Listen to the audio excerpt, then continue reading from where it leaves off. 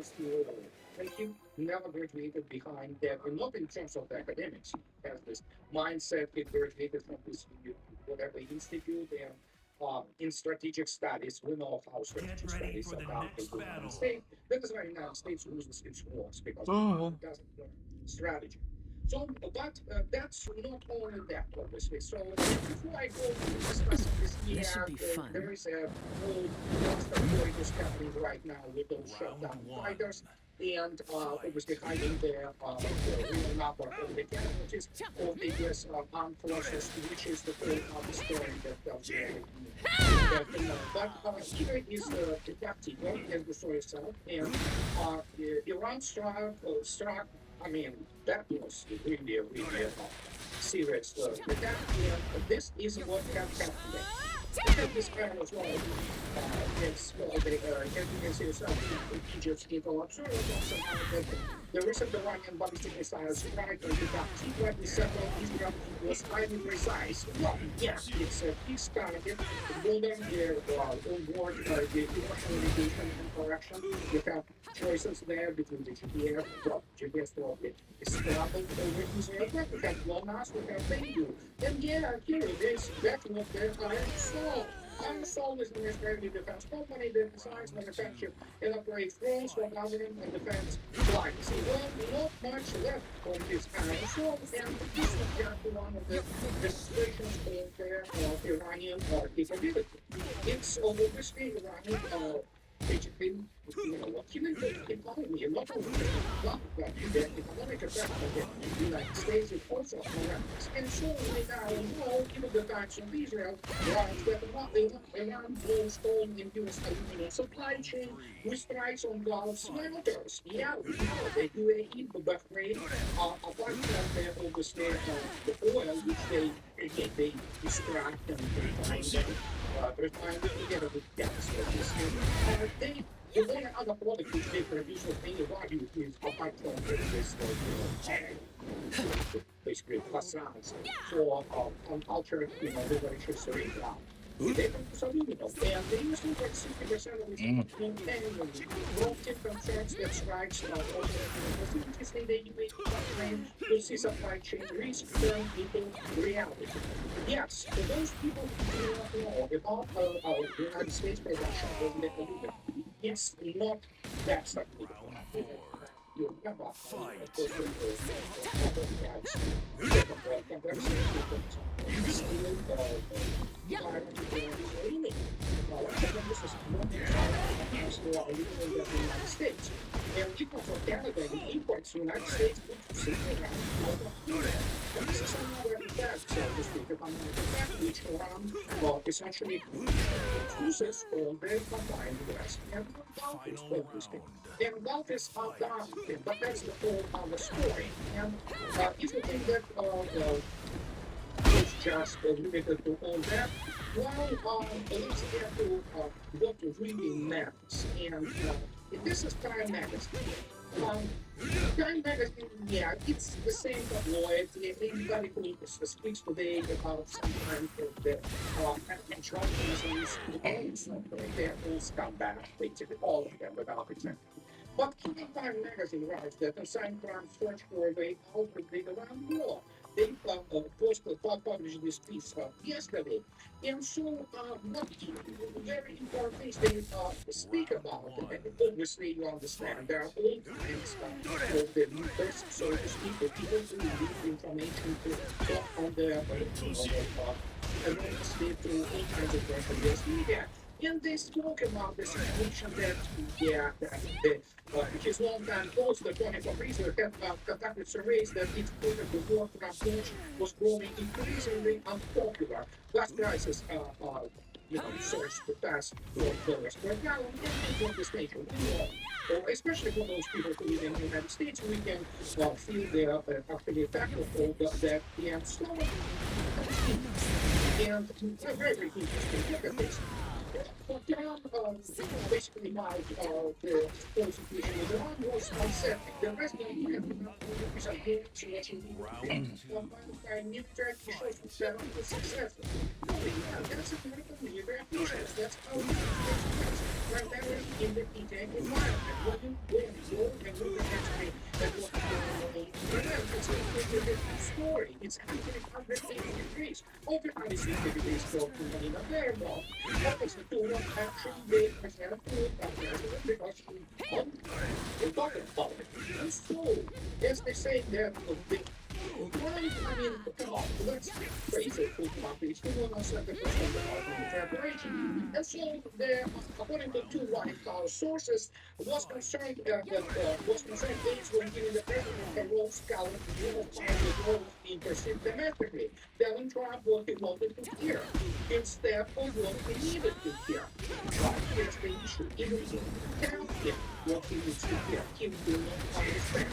It is the binary thing in the plot. It is the bad and good, whatever that means. He doesn't have Mr. Tekken anything good on the world around itself. The shoe doesn't know. And yeah, so humans will black and white. So he doesn't have the shades of gray. And expecting him understanding any kind of the operational issues is just downright reasonable. But it's also true about the corruption, which it is of this whole Trump administration, which essentially, he's held completely oblivious to the realities, which at least would have given him some time for the impetus to make some kind of the decision to get the hell out of everywhere. But, you know what?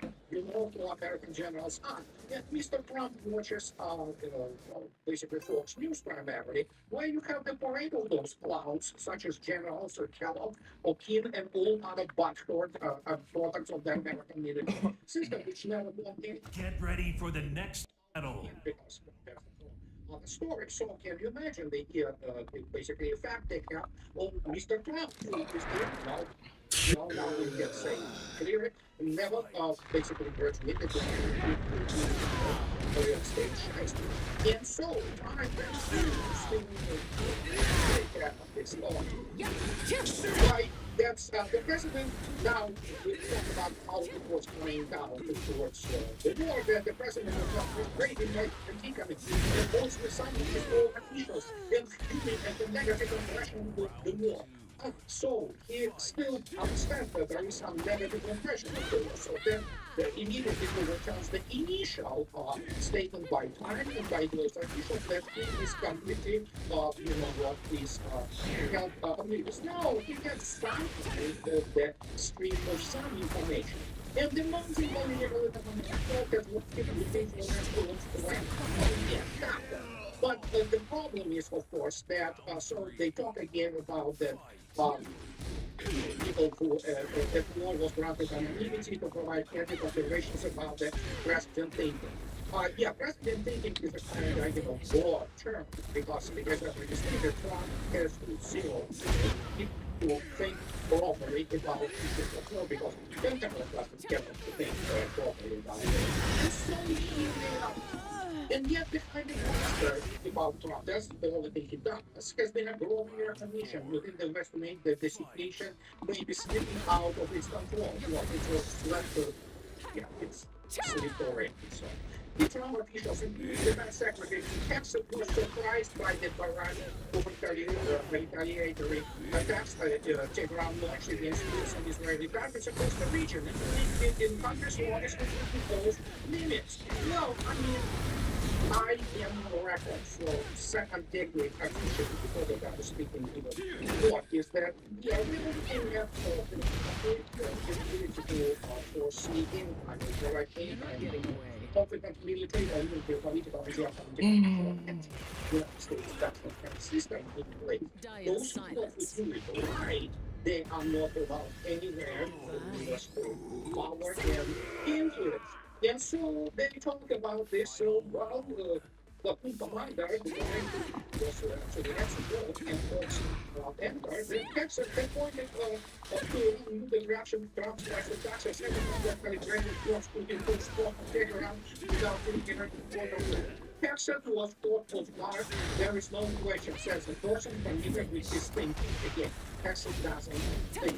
He is nothing more than the best junior working commander who was in Afghanistan and saw somebody that killed himself. But if he told me to 74 or 47, maybe there's some RPG charges. That's about it. This is a real war. This is the real team. And they do not teach it in U.S. military academies. Period. And it is well, apart from the fact that Iran continues to demolish everything What's that that? is related to the United States, especially what's happening in Bahrain. Bahrain is being No. the headquarters and infrastructure region there is completely demolished, and the 17 of You're finished. U.S. bases in the region are demolished. We don't know the actual basically number of the casualties in the line. Then it's being hidden and probably taken. But even going further, we can take a look at the baseball prices. Despite the old attempts to BS markets into some kind of stability, which it is not, and again, keep in mind this is paper. So we have Brent crude, as you can see yourself, 109.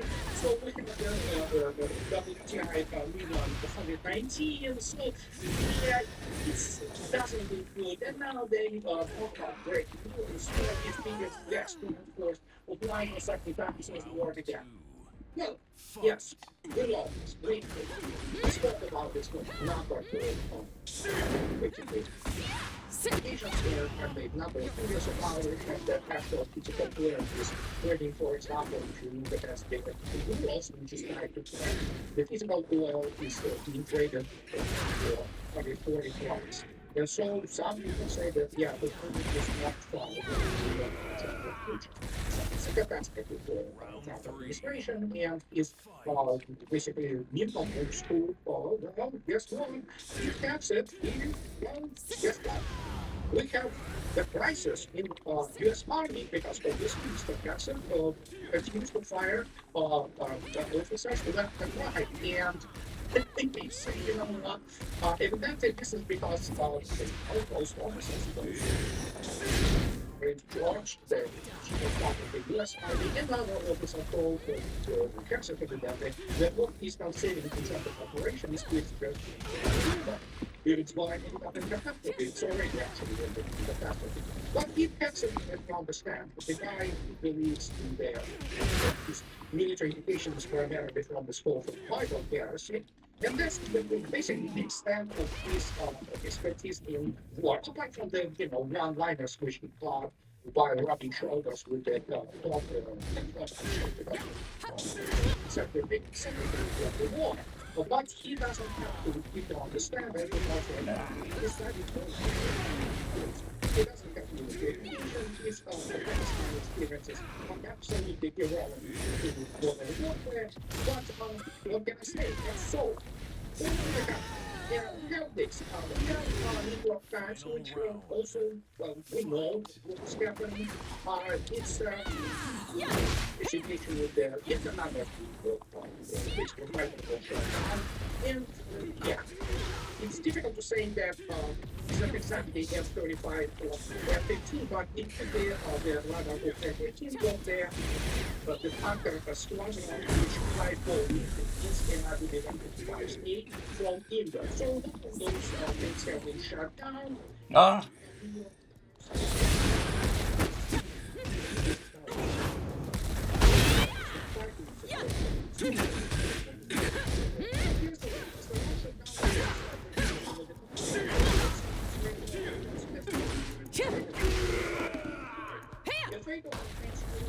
You win. What's done is done.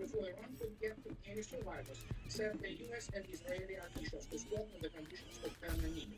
So it's very interesting why they speak on this Israel and the United States speak on that. You can see more of the parts of this aircraft and difficult well, difficult, let's put it this way. You cannot immediately say what it is, but it could be either F-15 or F-35, we'll have to wait and see. But what is known that there was a search and rescue mission. One of the helicopters was shut down. There are casualties from the search party. And evidently now it is clear that from the statements by the news agencies around that the pilot had been captured. He has been taken prisoner or war. And again, there is a very big mystery about it because if you take a look at the individual videos from the Iranians themselves, they are shutting down those planes, and this is not like one. It's probably two, three. We don't know. The United States is covering up its the losses the same does Israel because including the aircraft. Now, anybody who says that it's air supremacy or superiority, no, it's not. And here is the strategic trap. I mean, could it have been that Iran deliberately withheld for a while its air defense capabilities? Yes, it is absolutely possible. They knew they shouldn't use their air defense against those salvos, despite the fact that they still shut down a lot of those Jacksons and Tomahawks, what have you. No, it's the fact that they needed their people from Israel American alliance and their pilots and their forces to really get closer to like basically Iranian air defense. And at some point of time, evidently, they believe that they somehow suppressed air defense. Again, make no mistake, and I am very specific about it.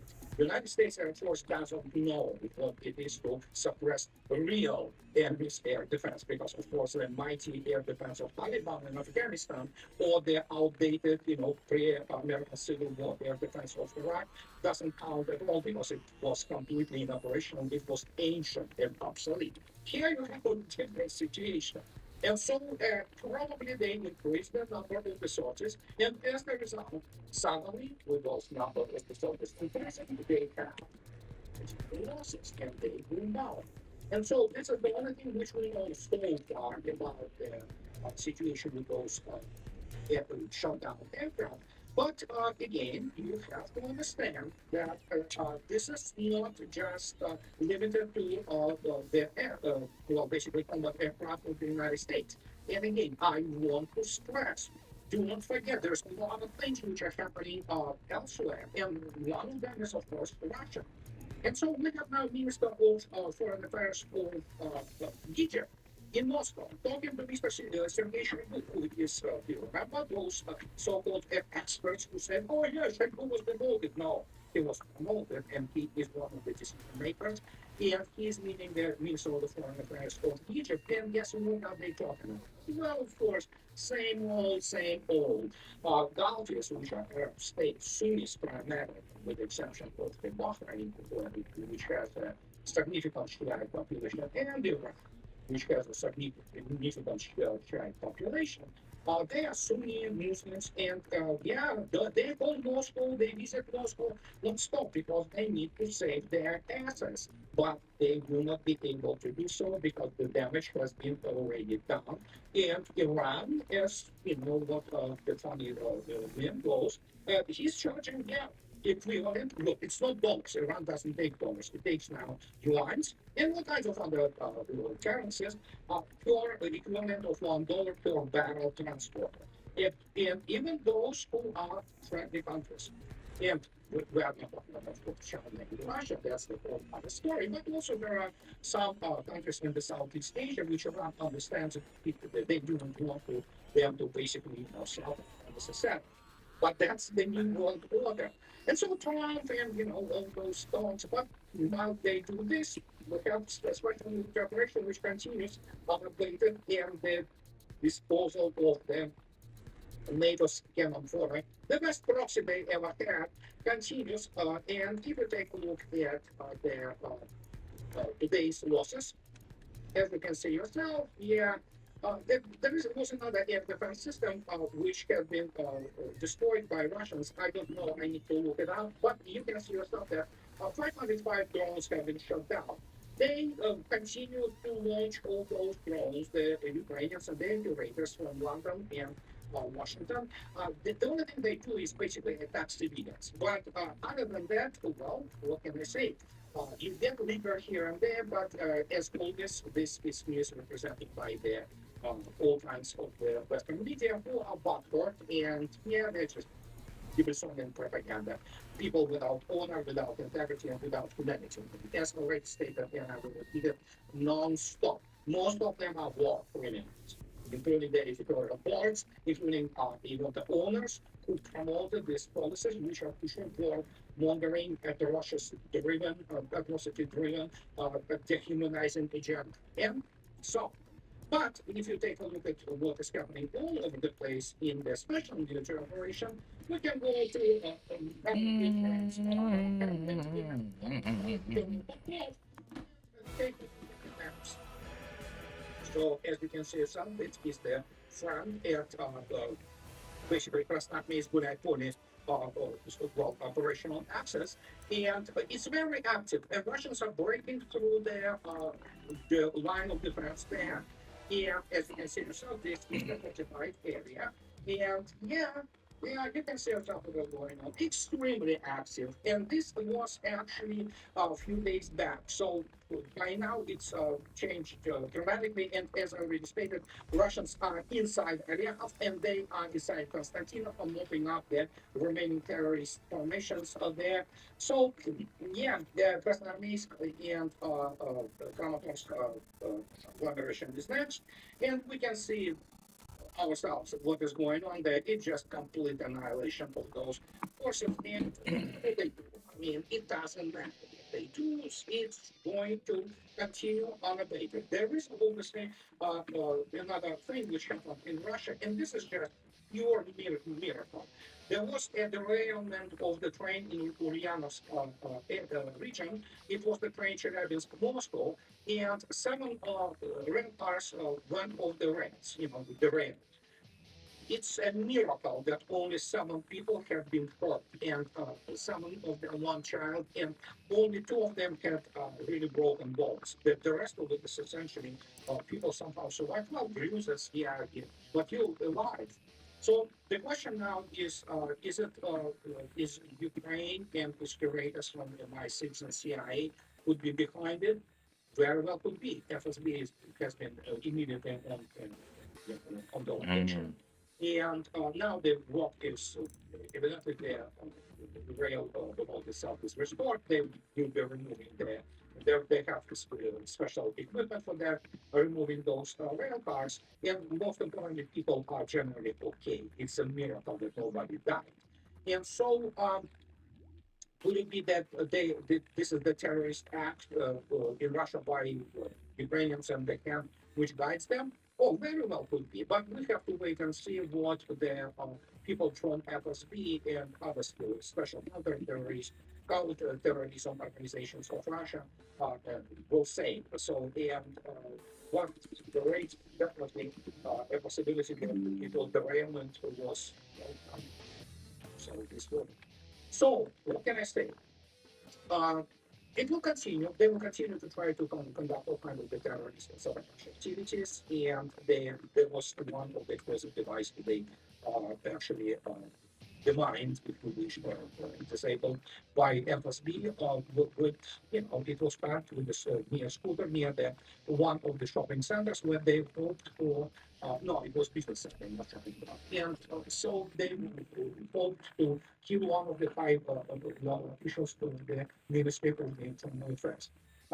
Yeah, we're going to talk about it at some point of time if they really want Russians to really get to this war with those people from although we know now that a lot of people from Mossad, CIA, and MI6 have been killed during this Iran and special military operation proceedings, so to speak. And it's a whole other story, but I'm not going at it today, but it's worth obviously reviewing. So what do we have? We have a catastrophe for the United States, and as many people say, Dr. Carson says that, even New York Times and all kinds of other places, they say about that, yeah, it's over. You cannot change anything. Even New York Times, if you take a look at, the oil crisis, they say that this energy crisis is going to change the world. Well, it's not going to change the world. It's already changed it, and yes, it's nothing compared to the oil crisis of 1970s. Nothing. Many people do not understand, and that is the other piece of the advice which I can give you is that anybody who compares again the possible moves on the ground that is going to be Vietnam. And I use that analogy, deliberately. I doubt it's going to be slaughter, which will make Vietnam pay off for that enforcement. And as we already know, the mighty Israeli Defense Force already stated we're not going anywhere, to on the ground against Iran. Of course they can. They will be wiped out.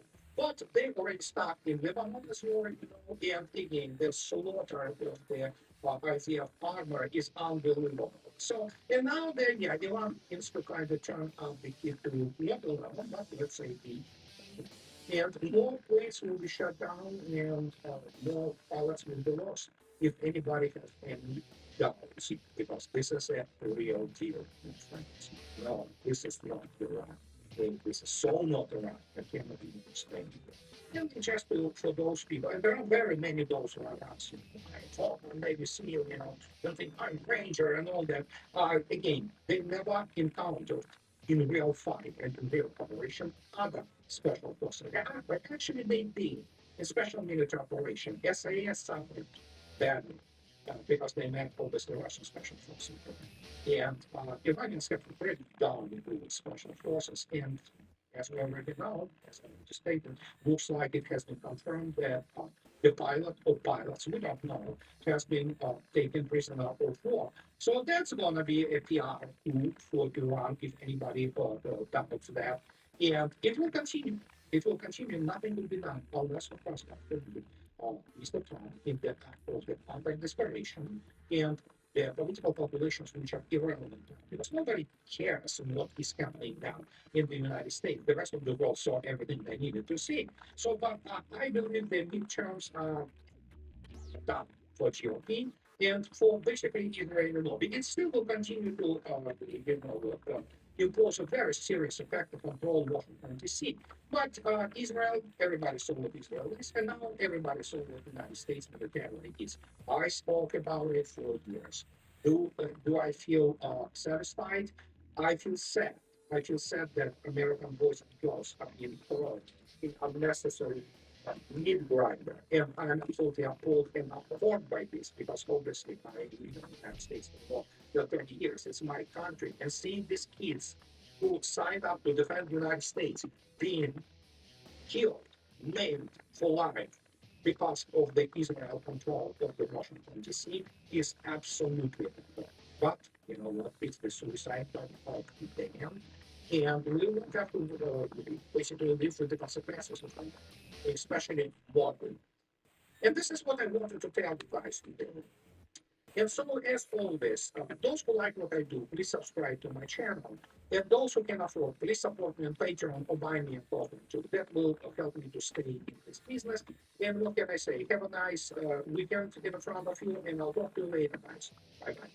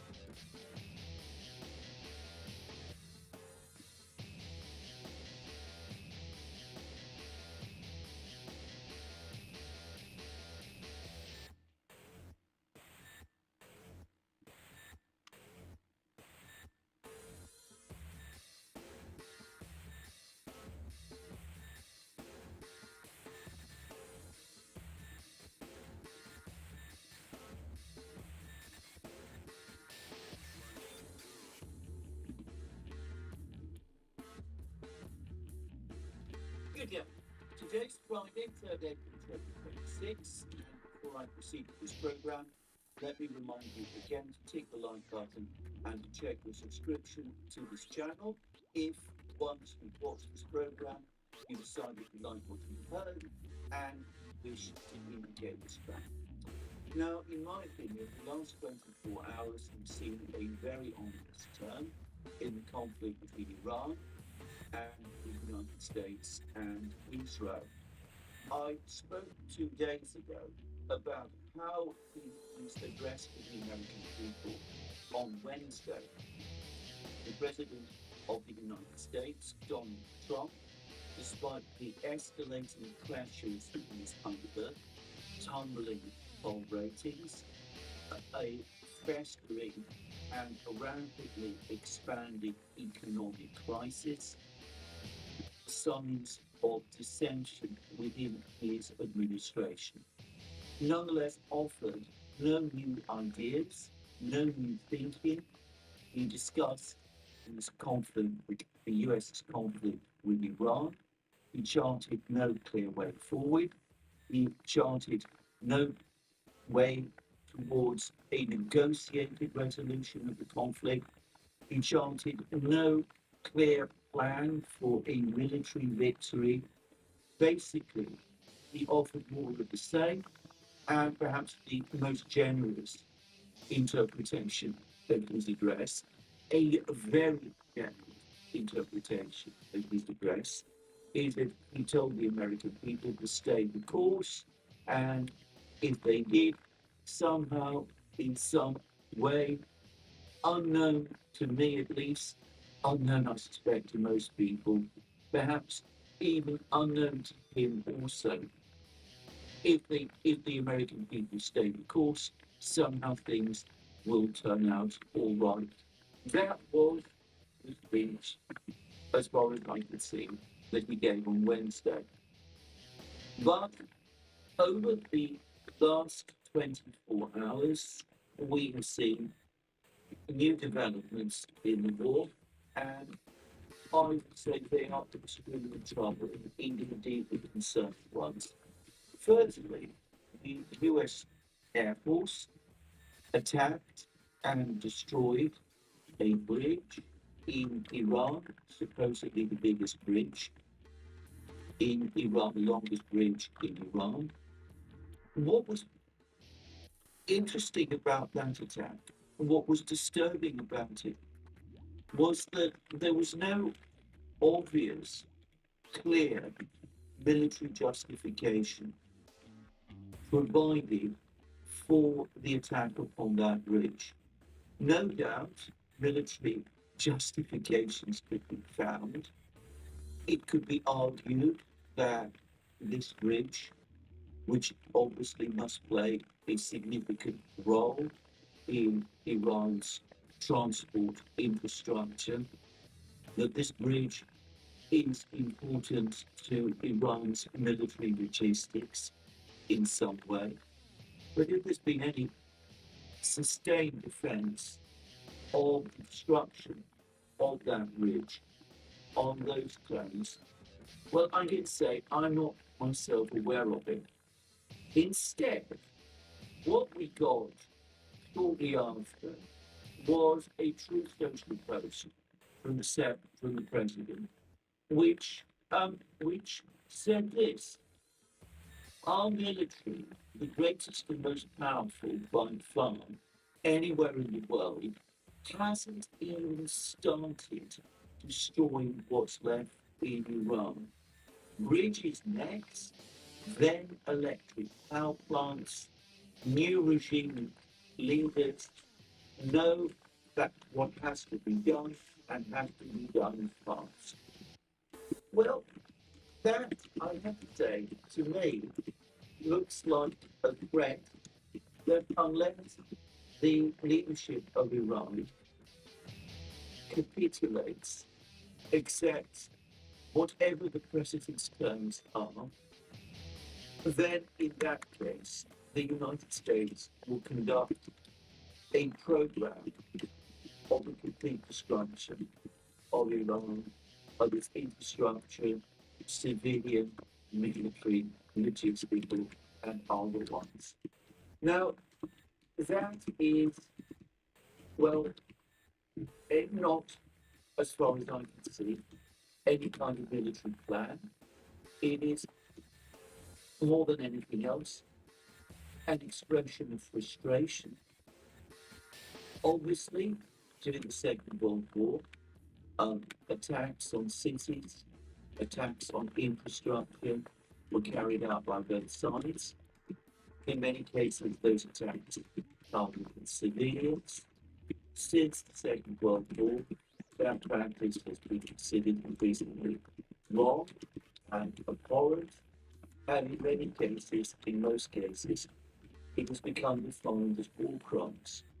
Now, in their operations in Ukraine against Ukrainian infrastructure, industrial, energy infrastructure, transport infrastructure, the Russians have been painstakingly careful in every case to justify whatever attacks they make by insisting that they're attacking facilities that are directly relevant to Iran's or to Ukraine's war effort. Well, there is no attempt to do that here in this Crusoe post. It is instead, well, presented as some kind of massive bombing intended to carry out destruction on Iran, to rain death and destruction upon Iran, including its civilian population, in order to force the leadership to capitulate and to accept the president's terms. I am not, as I have painstakingly pointed out on many occasions, I'm not someone with any background in war crimes law, but based on advice I have received in the past, when I sought advice about Russian attacks on Ukrainian facilities, this looks to me like language that brings us firmly into war crimes territory. It looks to me as if the president is acting out his frustration on the Iranian leadership on refusal to submit to his demands by raining death and destruction upon Iran and upon the people. Well, if this is the policy, if this is the plan, it is not a military plan in any serious sense. It is, of course, as many will point out, a repetition in many respects of what the Israelis were previously doing in Gaza. Though I also say that the Israelis at least went through the motions of claiming more justification and rationalization for what they were doing than what we see here. And anyway, putting all that aside, what the president is saying here disturbs me greatly. Now, for the record, I don't think this is a workable strategy at all. Many have pointed out that when a military engages in this kind of operation, dealing out death and destruction in this sort of way, it doesn't cause the target country to give up or weaken. Rather, it increases anger, it rallies the population more firmly behind the government.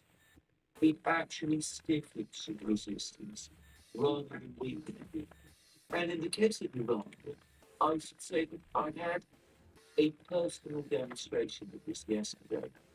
A very close friend of my wife's, someone who is Iranian and who lives mostly in Britain, but who is in the West, and who is a harsh critic of the Iranian political system and government.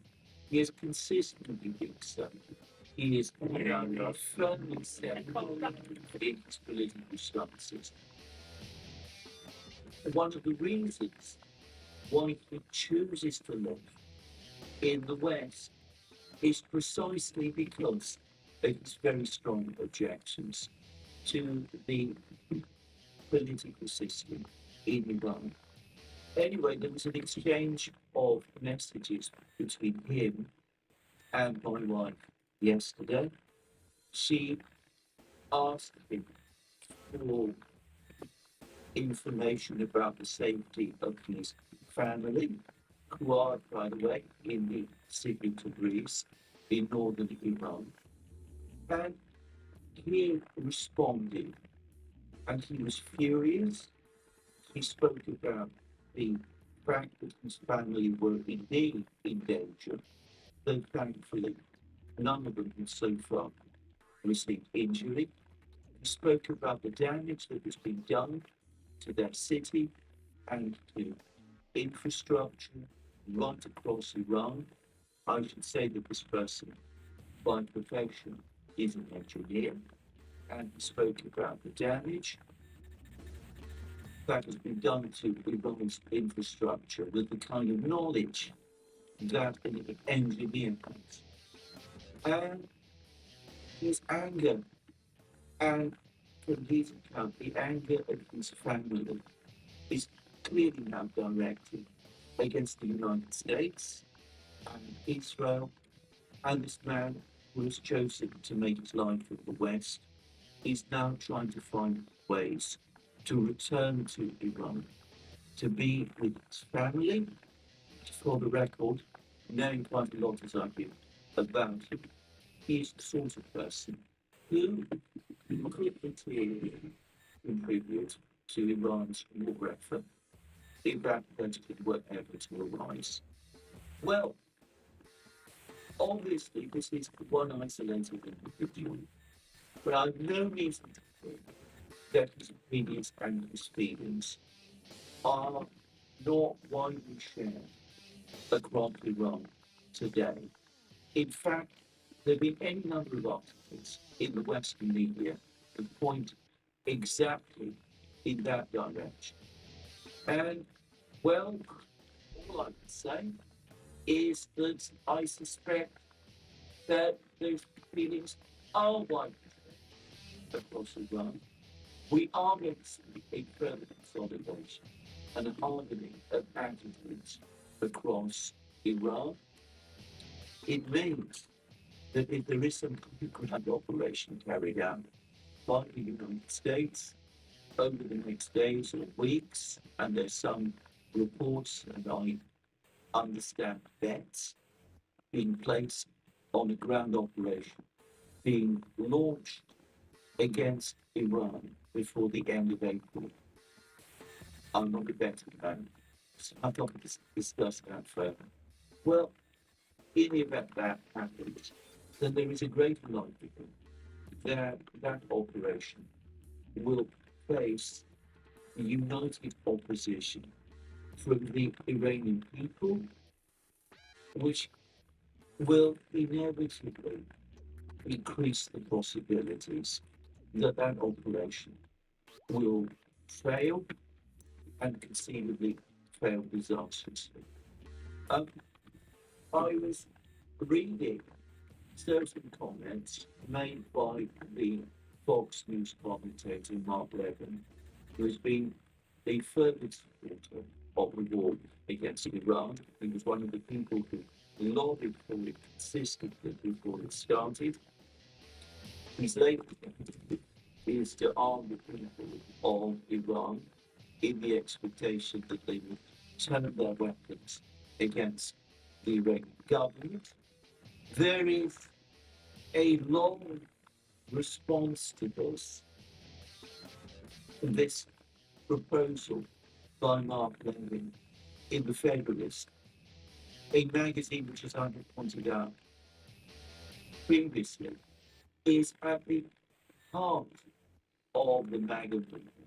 It could even be said to represent in some ways the intellectual wing of the MAGA movement.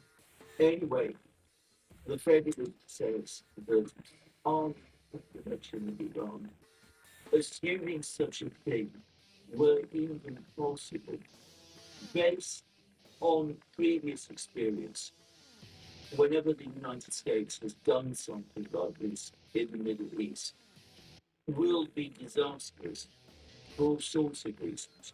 Well, all I would say is that if Mark Levin believed that only the people of Iran would mean that they would turn their weapons against the government of Iran, then he is obtaining completely different information about the actual needs of the people of Iran than I am doing and than I am reading in the media increasingly. And I think it is far more likely that the Iranians would turn those weapons against the United States in the event that there were a defense force, as opposed to against their own government. Obviously, this is opinions, but I think my opinions are far more fact-based here than Mr. Levin's. Anyway, regardless, and I think this is the further point I want to say, even if this bombing campaign, if that's what we're looking at, is successful in the destruction of power stations, infrastructure, and all of those things, does eventually lead to some kind of collapse in Iran. As far as I'm concerned, it would be success, but at a terrible moral and legal price. And well, I am one of those people who believes that success achieved in that way will eventually and inexorably lead to political failure.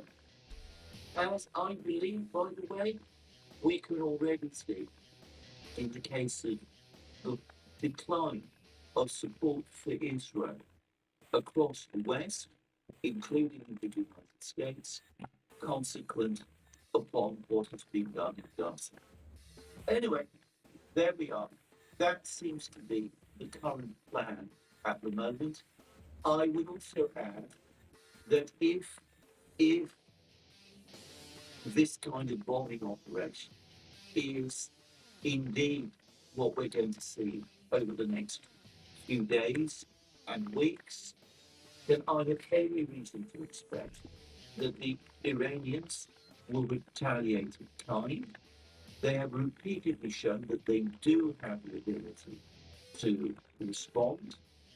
Um, there's been attacks, as we've seen, on Iranian desalination plants already, though Iran, as I understand it, gets only 2% of its water from desalination. Hey, all right.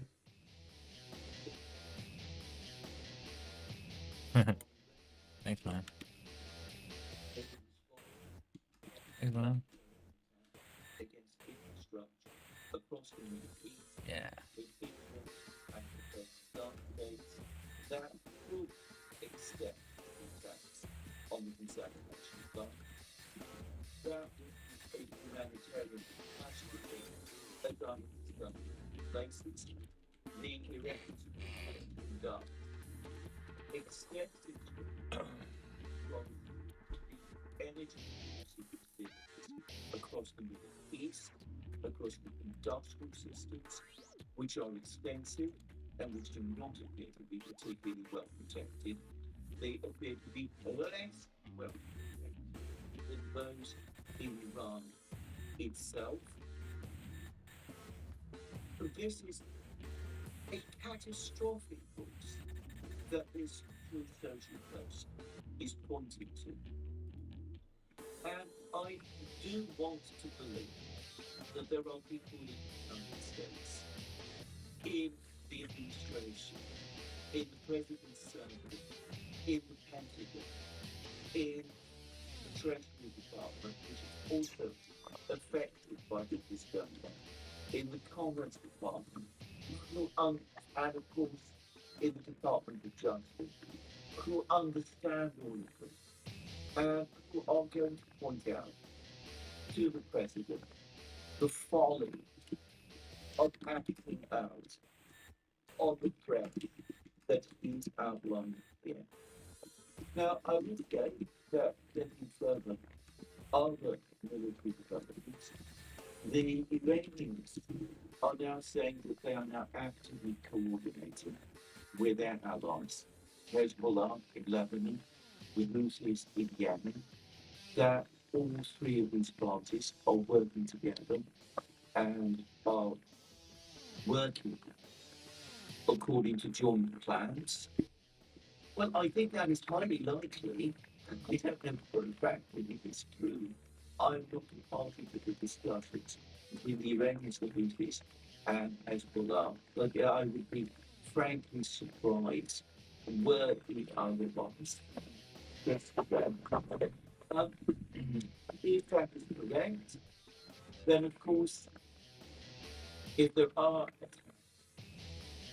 like other kind of president is threatening against Iran, against Iran's infrastructure, well, surely there must be a serious risk that in any Iranian counterstrikes, the Houthis and Hezbollah will join in which case it's highly likely that we will see a stop of any further oil exports from Saudi Arabia and from the other Gulf producers through the Red Sea, further effect on energy prices that are not difficult to imagine.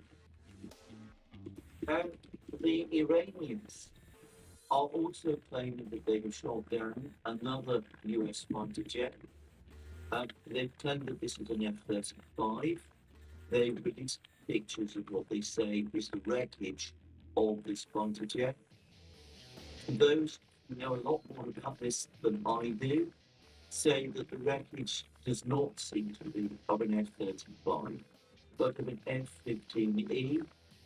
I am obviously not someone competent to distinguish between the wreckage of two different fighter aircraft, but it does appear, based on this photographic evidence that the Iranians have released, that at least one further US fighter jet over Iran has indeed been shot down.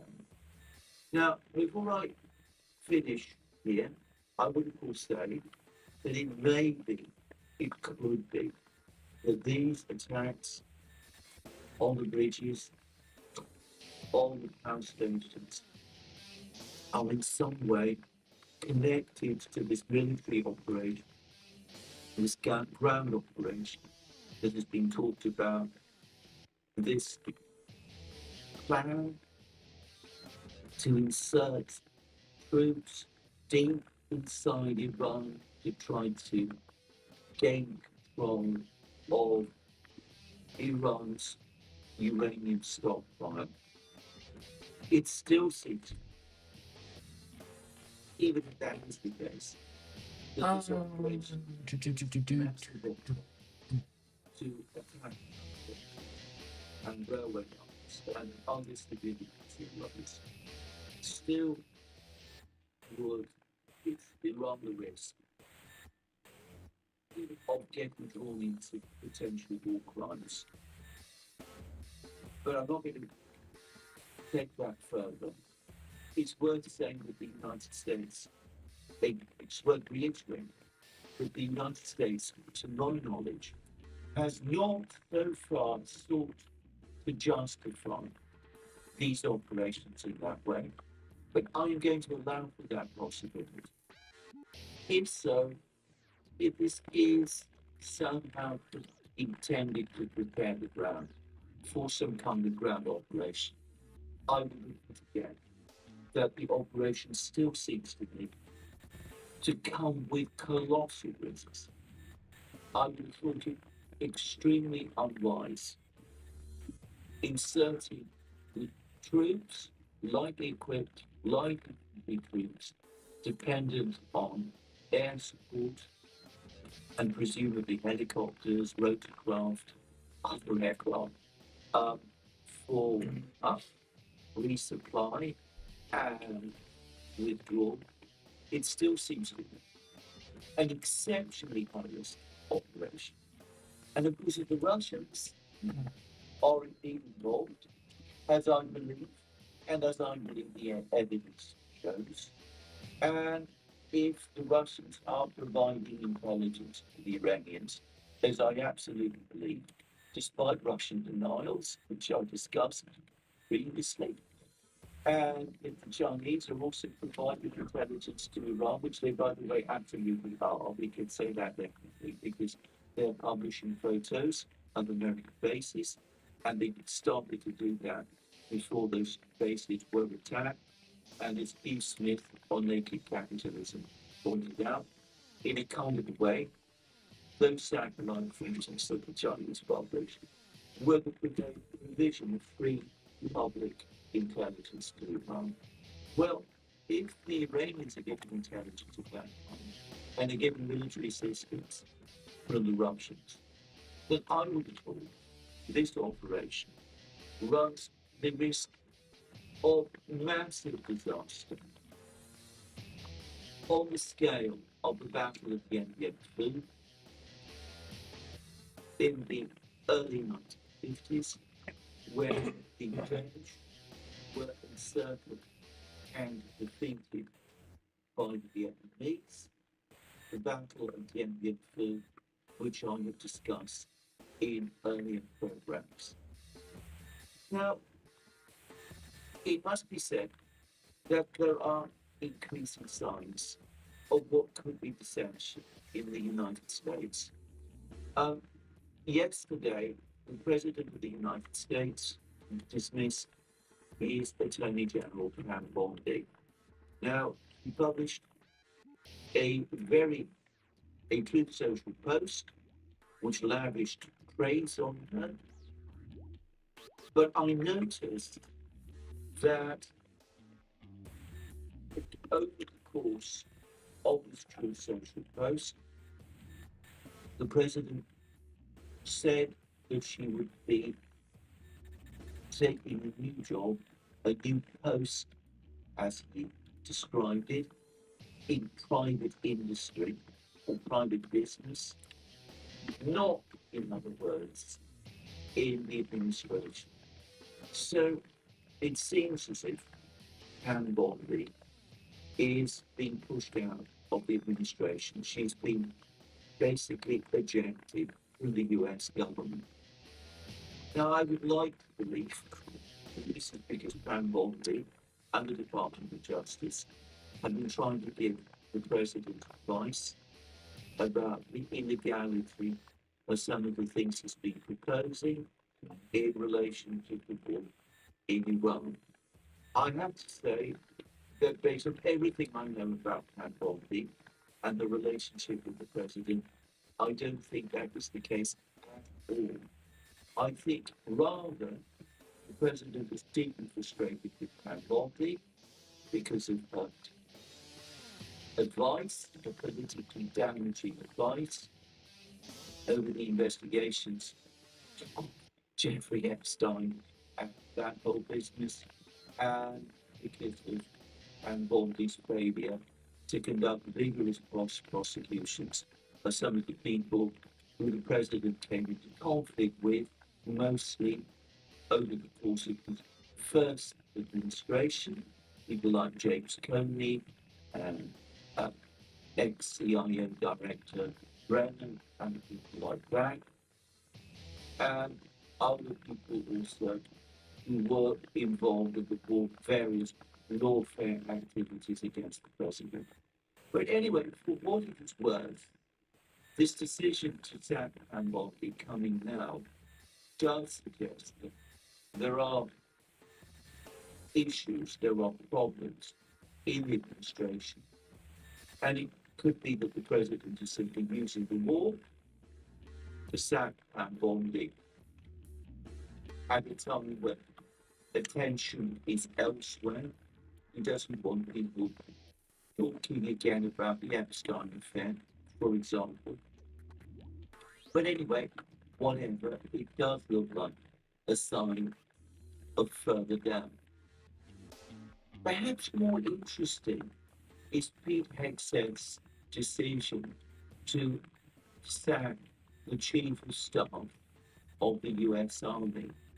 And this is one of several decisions that the president, that Pete Hegseth has taken basically to remove generals from high-ranking positions within the military. Now, the explanation that's been given is that Hegseth and this particular general disagree about certain promotions, and Hegseth wasn't happy with some of the people that it was suggested should be given higher rank within the military, and this erupted into some kind of conflict, and as a result, this senior military officer has been sacked.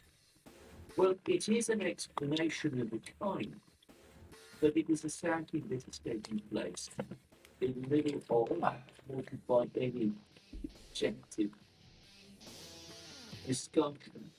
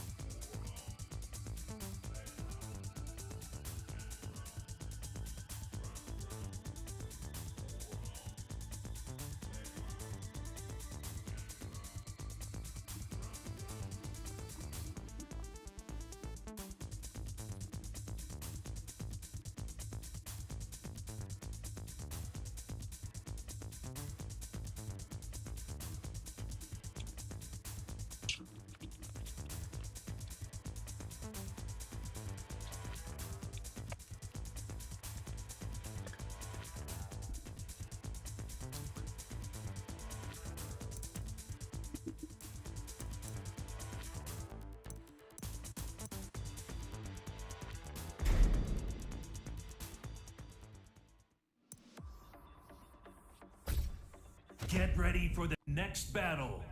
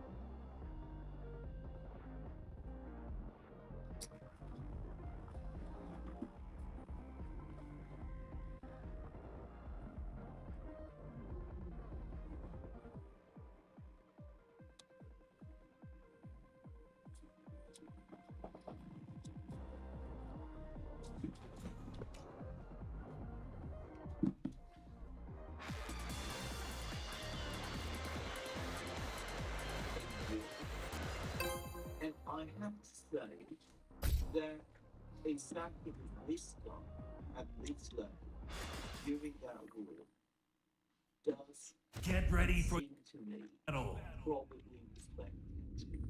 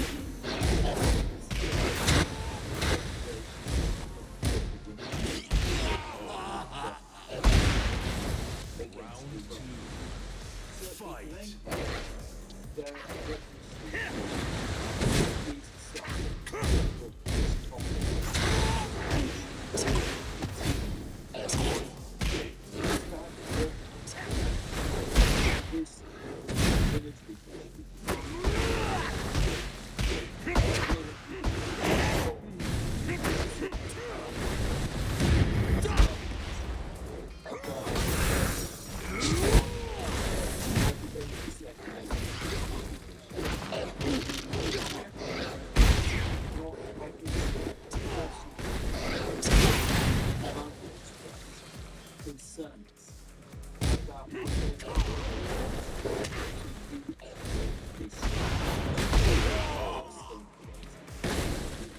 Round 3. Fight.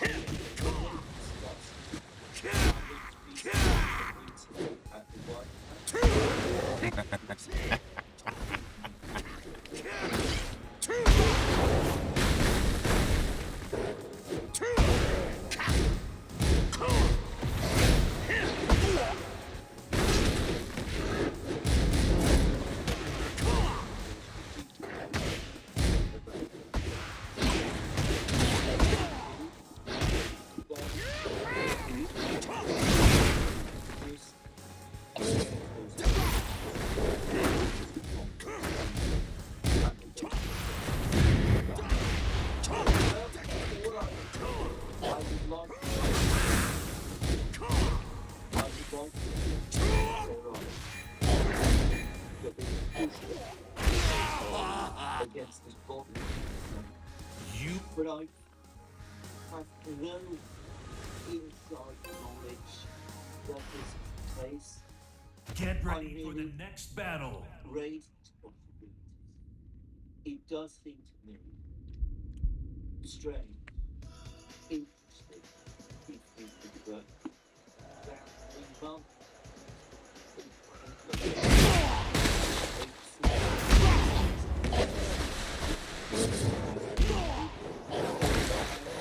frankly, I find it difficult to believe that it was simply over the question of promotions of Get other ready for the next officers. battle. But this is, as I said, my own view, and I don't want to pretend that I know more than I do. To repeat again, Round 1. what can be Fight. is no real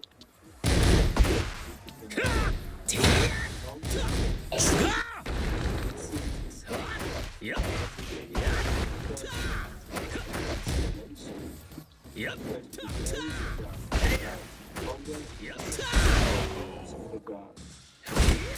Steady up.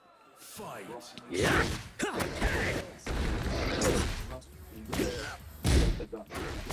Yep.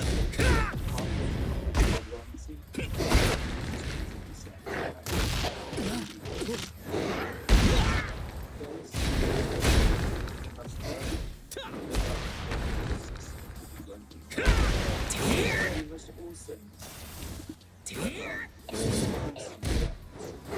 about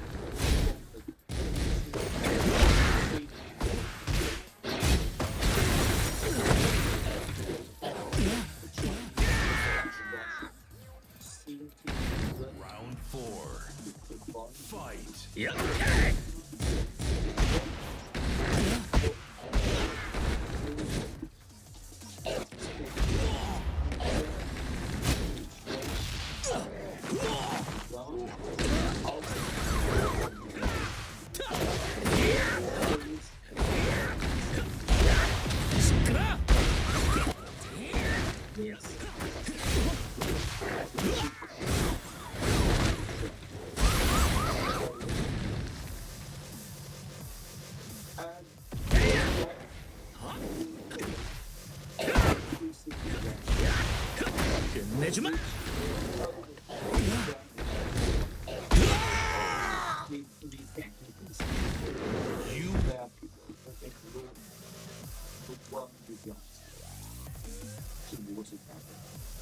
Well, that's my views. Again, I think as I said many times, it could be that I'm missing something. It could be the General Kane. get and ready his for the officials. next battle. Some secret plan, mystery plan that they're working on and which they intend to execute. Closer to but that's how it is. That's it. Now, returning to this topic, the Russians have been saying Get ready for the next battle. the Russian Foreign Minister, Sergei Lavrov, that is said situation Round one. Fight.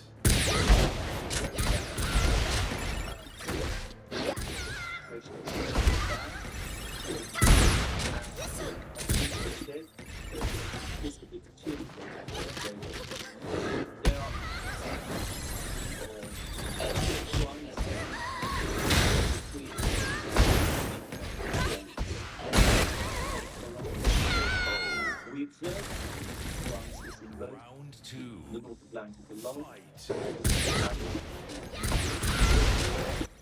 But then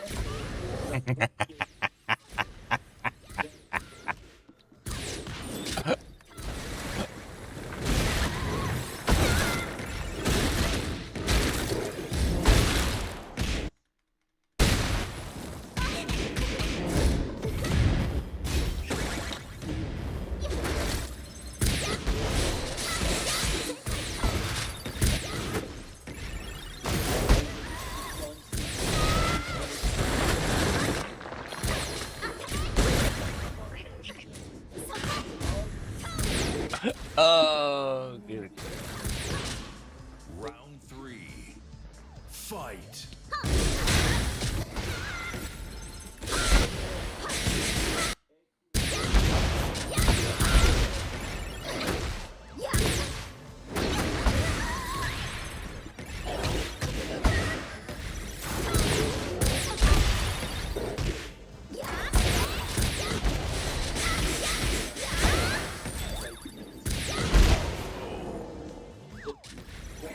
Round four.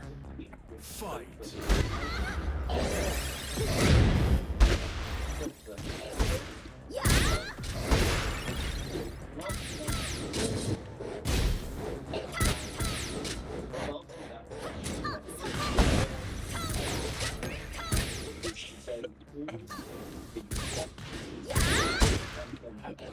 Oh, good.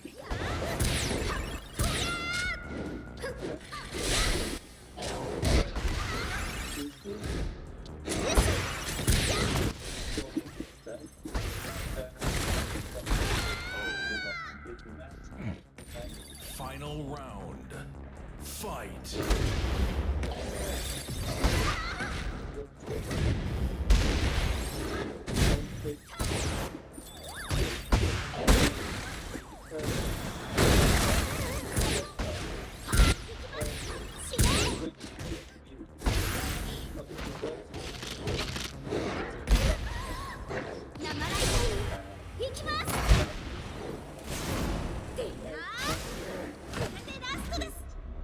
again,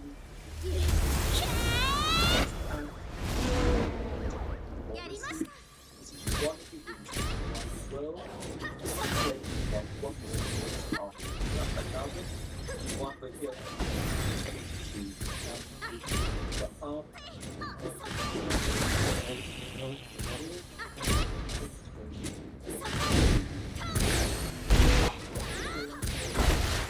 See, 楽しかったです。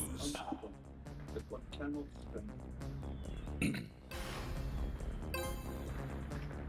at the expense of the security of others. Now, 排除します。 notice again though what the output is saying. Round one. The emphasis of Fight. executing again and use is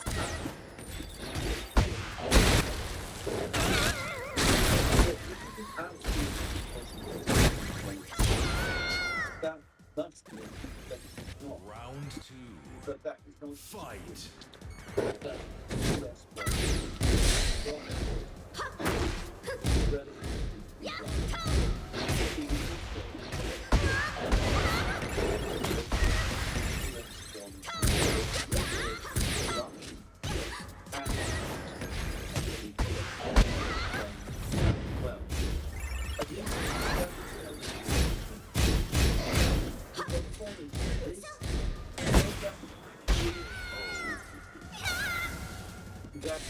Three. at least Fight.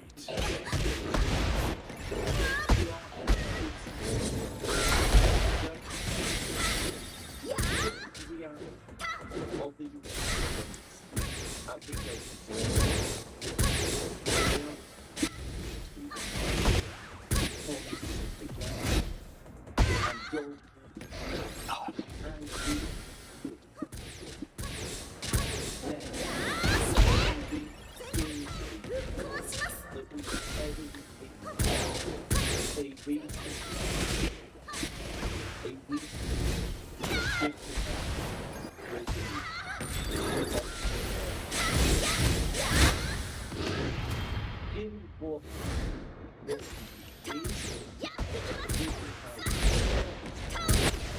Again, the exclusion Round and four. Fight. become serious when you done advance then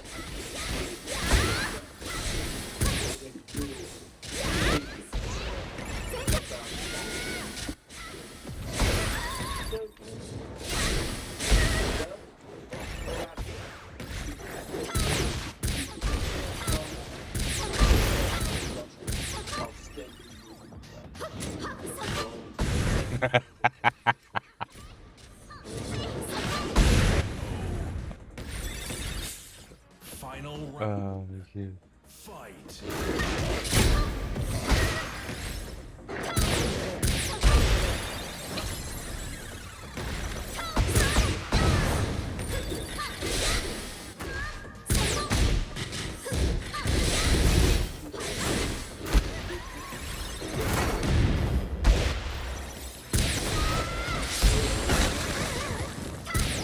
Americans friend this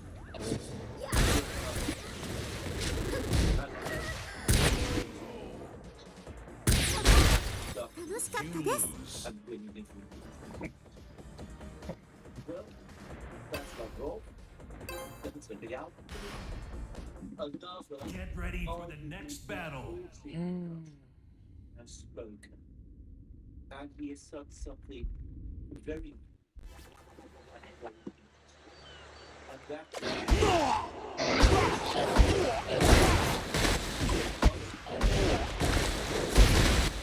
council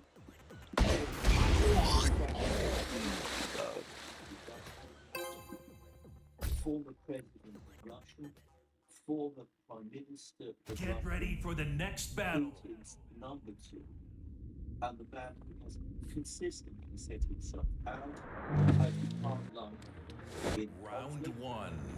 and Fight. out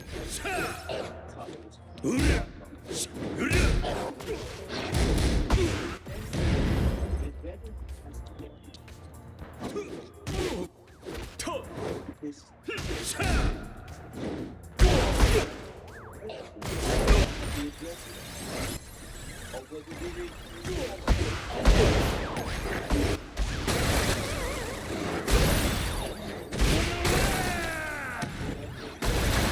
Round two. Fight.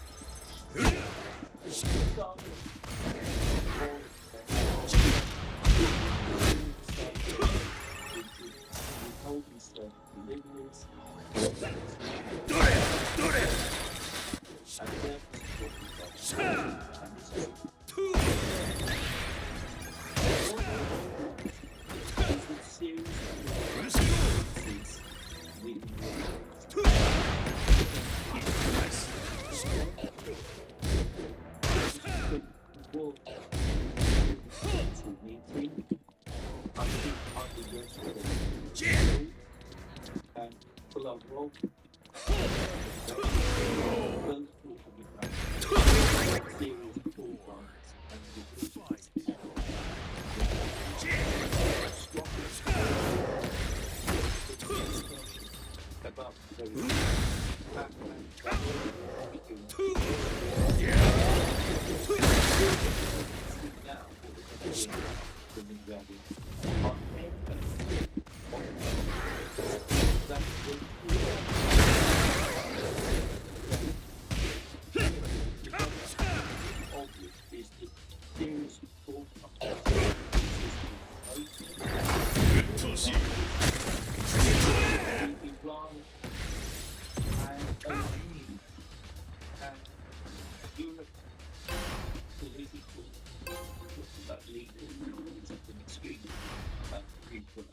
Get ready for the next battle. Especially Russell's crowd, has started gently mulling the creation of a fully fledged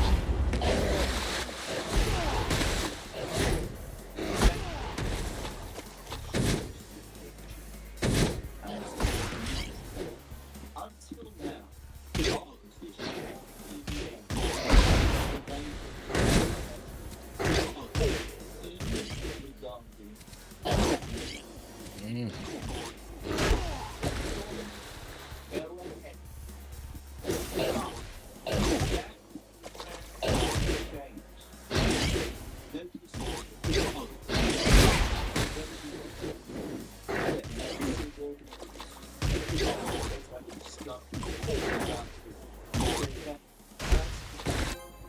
The EU is no longer just an economic union, Get ready for the next It- battle. can transform and rather quick into a full-blown military alliance. One ultimately Round one. it will be Fight.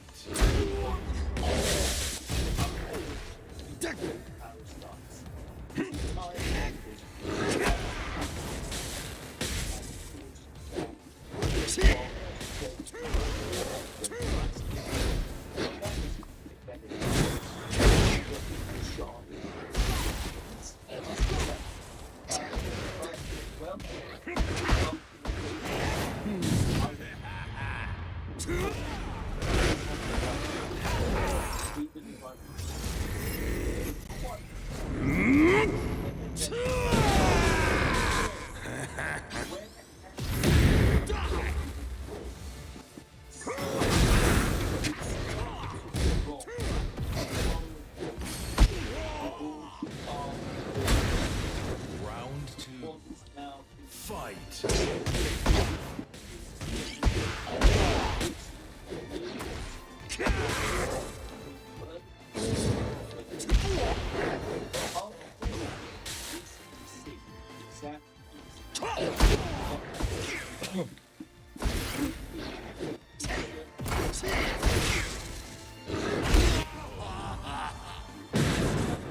Round three. Fight.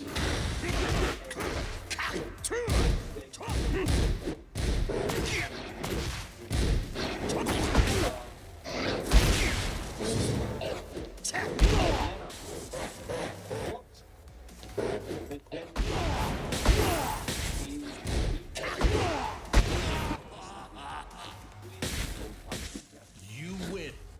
In which Pashinyan visited Moscow in meeting with Putin, and this was some kind of a tense mending Get ready for the next battle. relations between Russia and Armenia have been coming under a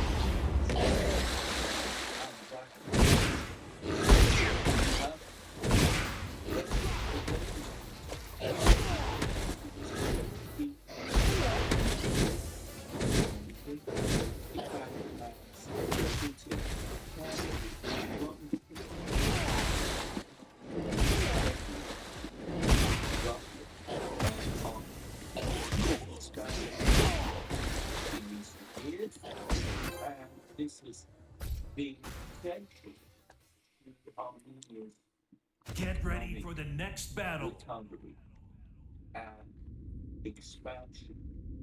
But over the course of Putin delivers this Round one. Fight.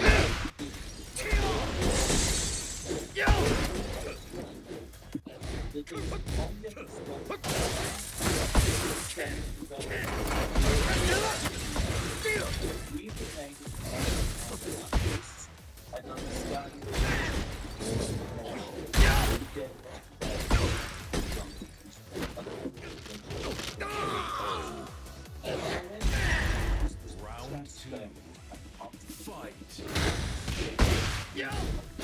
Fight. Nice.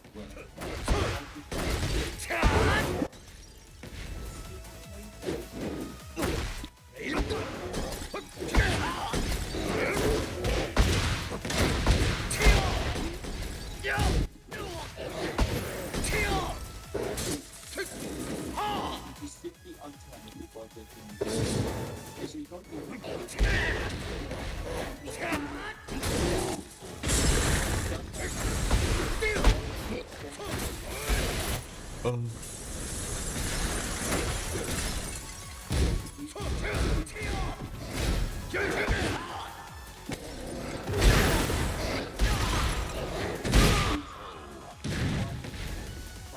Round three. Fight.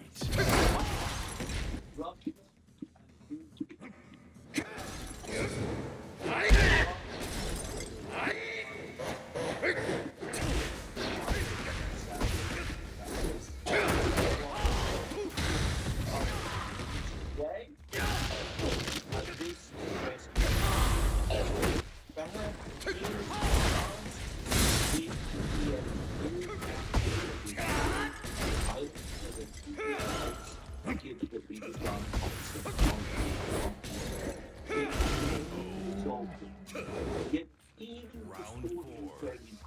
Fight. When we attempted to reach Final round.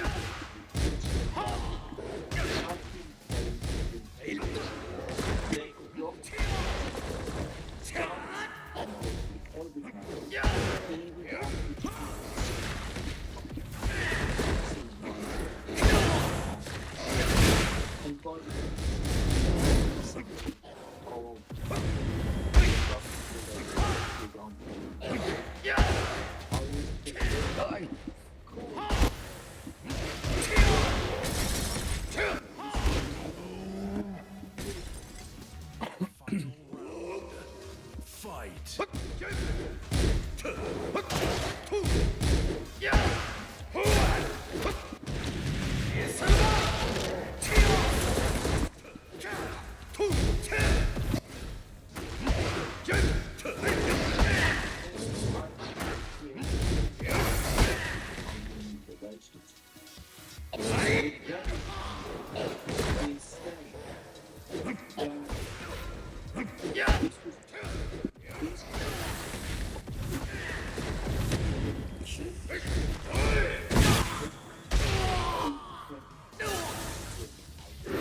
You win.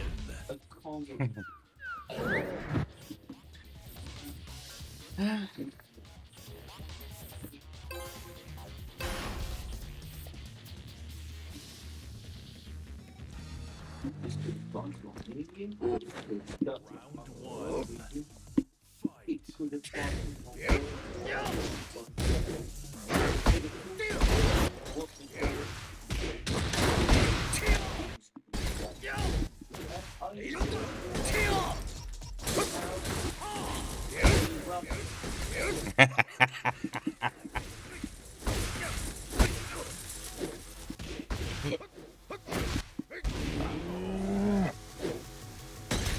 Round two. Fight.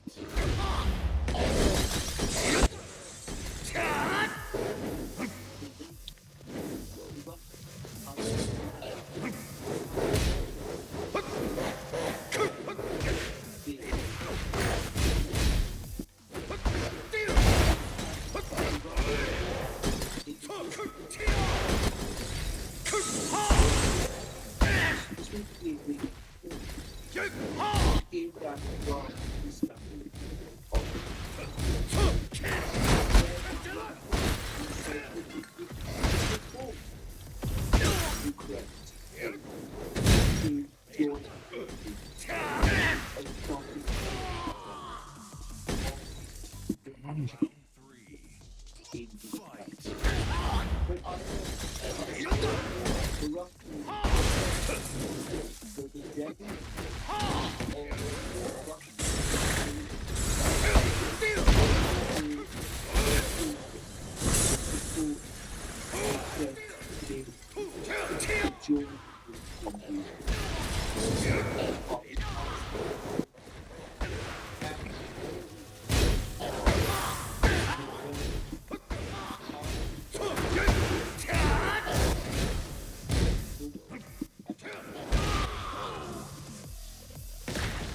Round 4. Fight.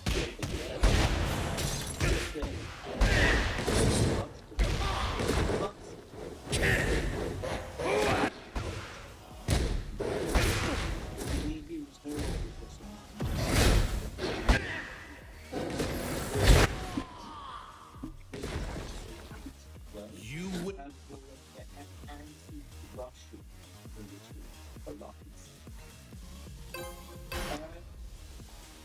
The dragon is thinking.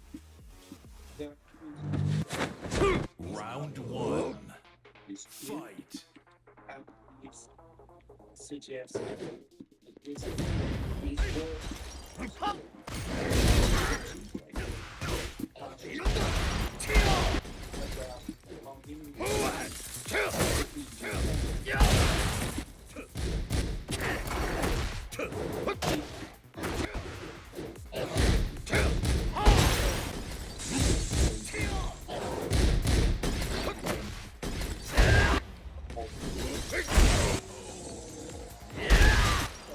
Round 2. Fight.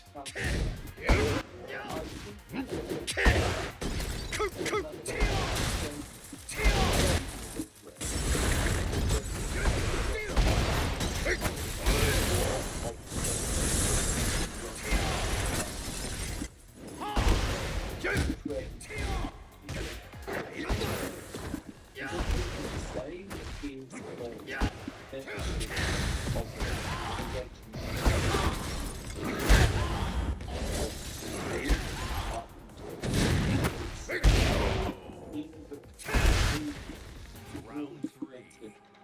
Fight.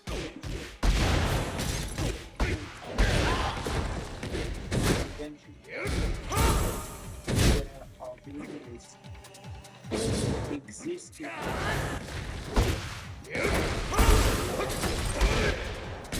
So this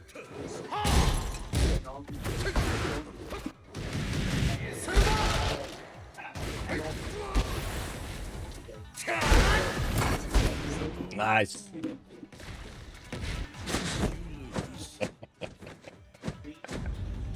Oh. Okay.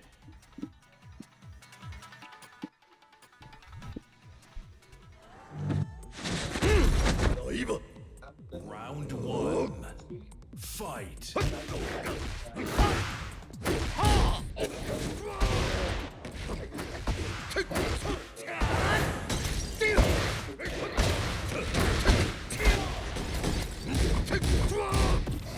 words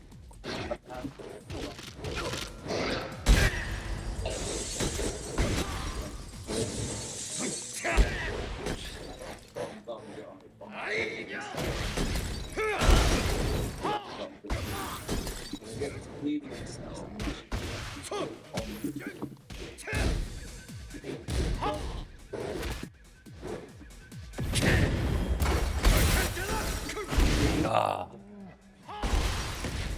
Round 2. Fight.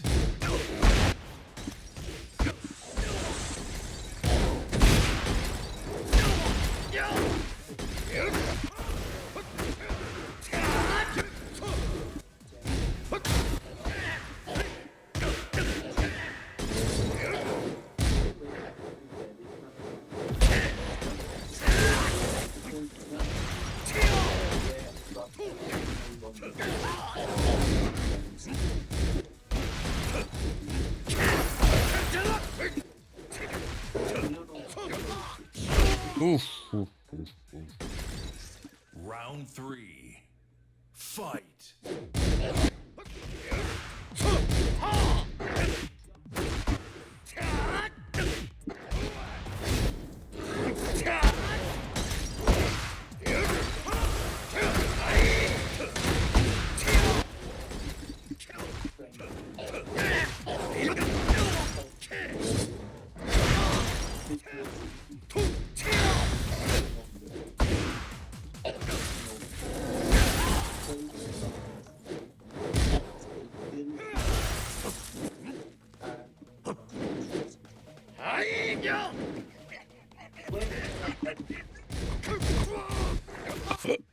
Round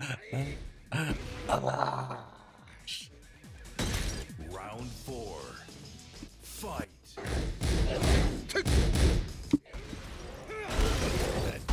Nice.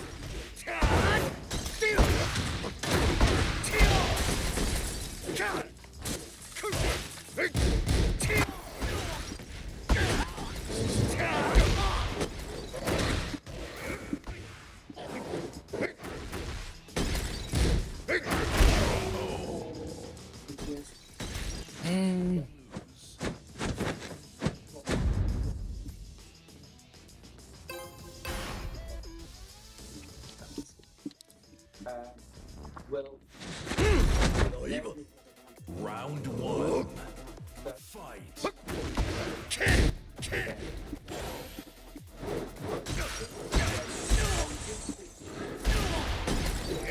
the Russians are now defeated.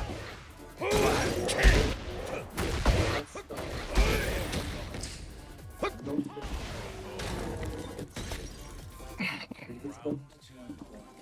Fight.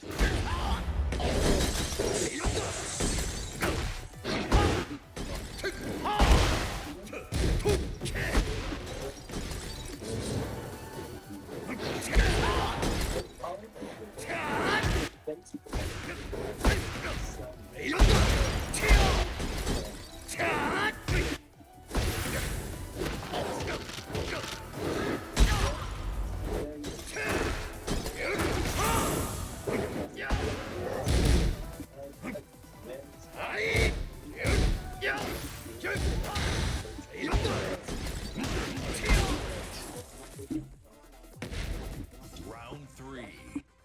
Fight.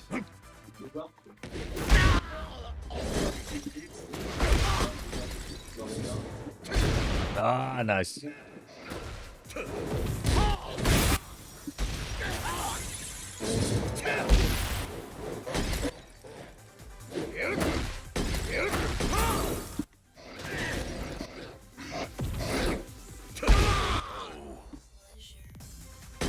Round 4. Fight.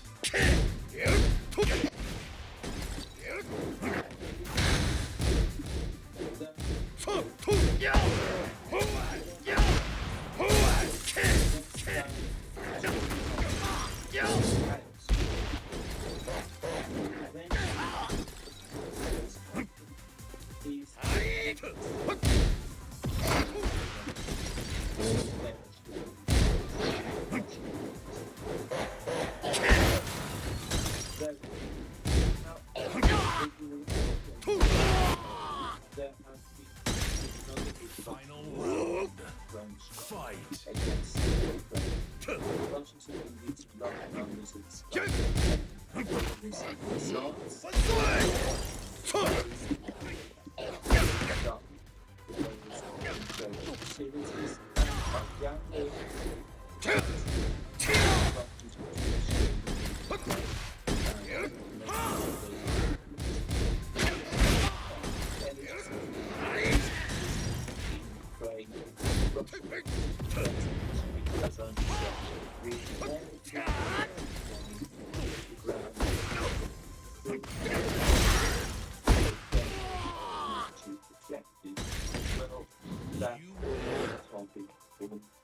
Further discuss. That's done well. Round 1. Fight.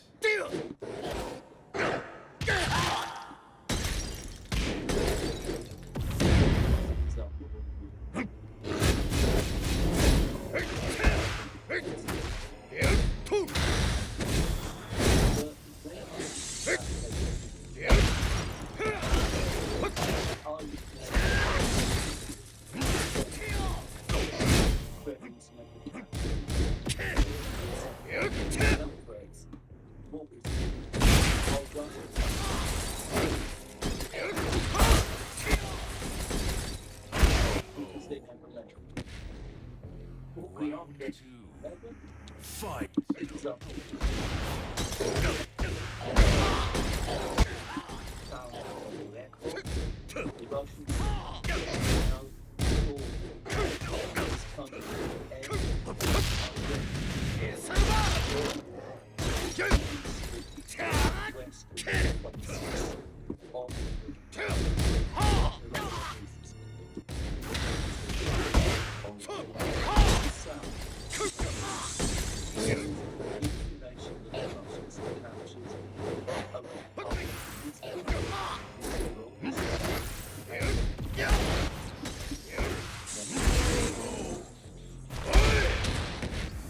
three. Fight.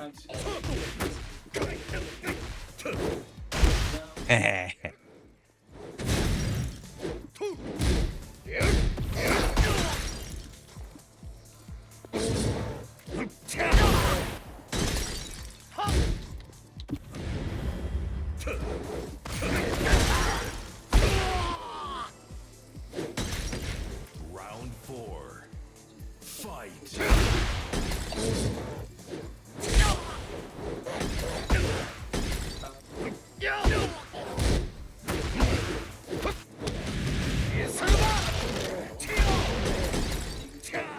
Very slow.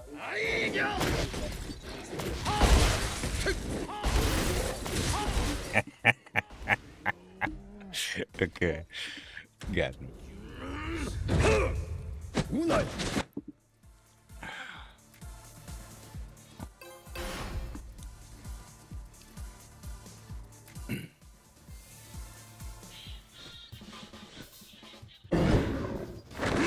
Round one. Fight.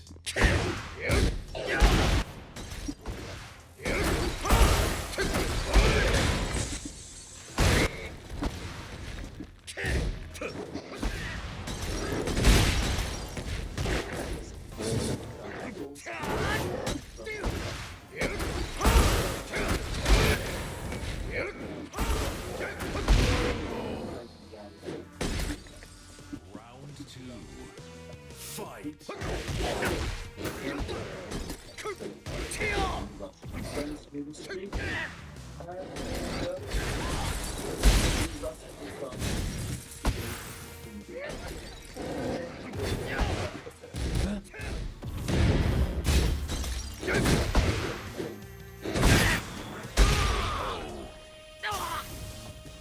Round three. Fight.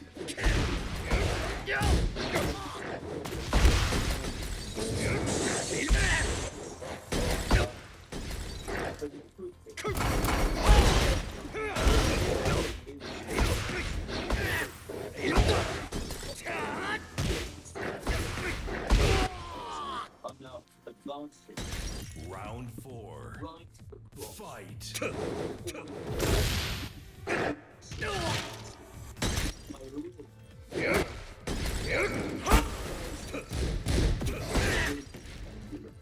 The Russians are like across the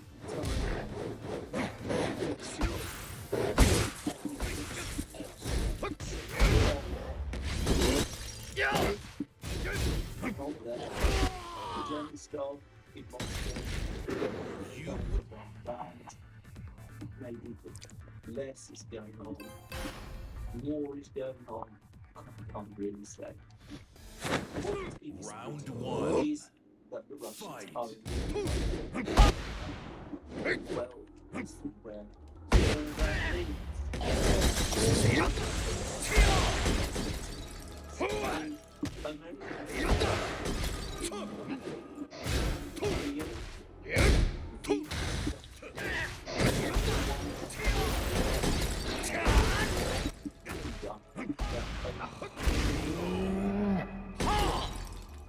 Round two. Fight.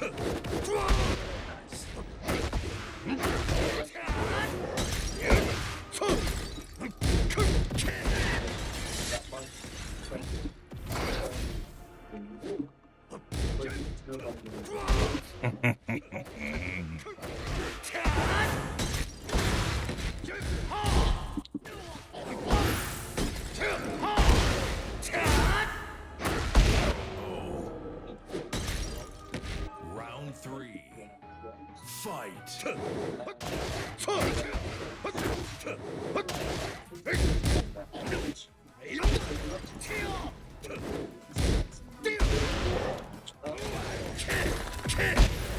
Oof. Ah, nice.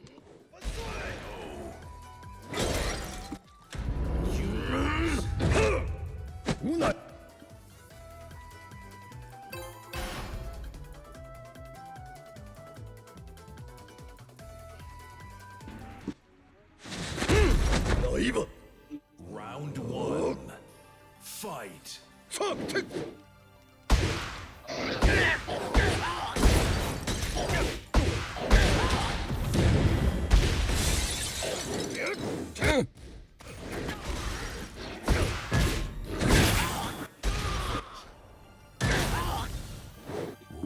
2. Fight.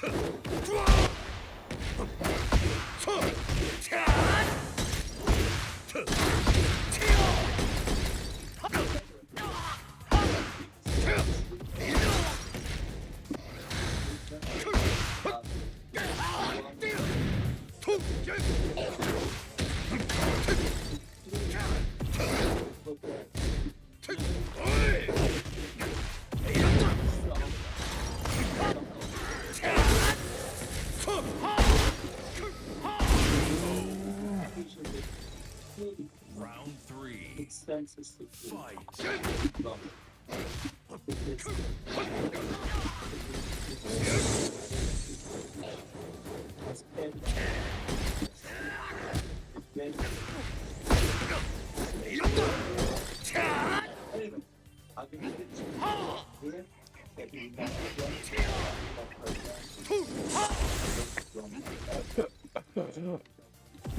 Okay, no. Round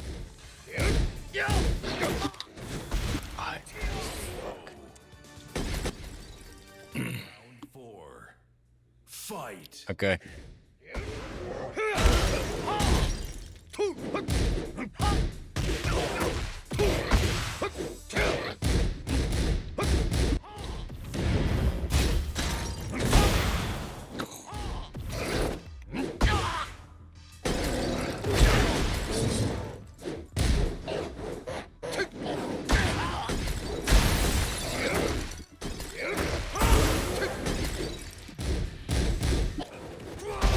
Nice.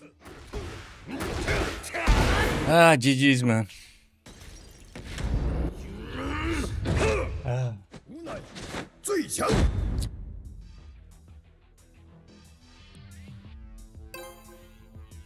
Good thing.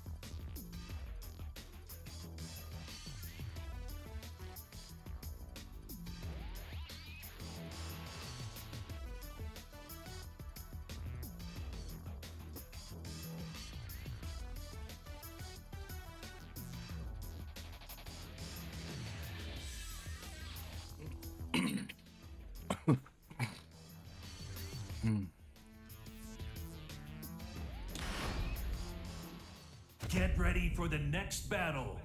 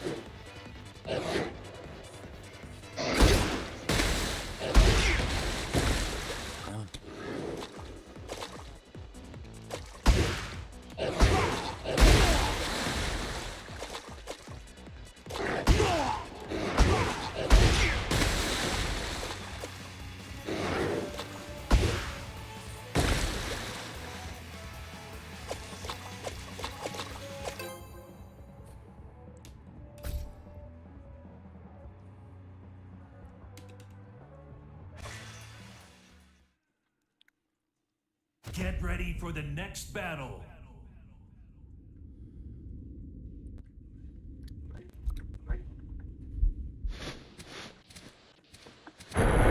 Round one. Fight.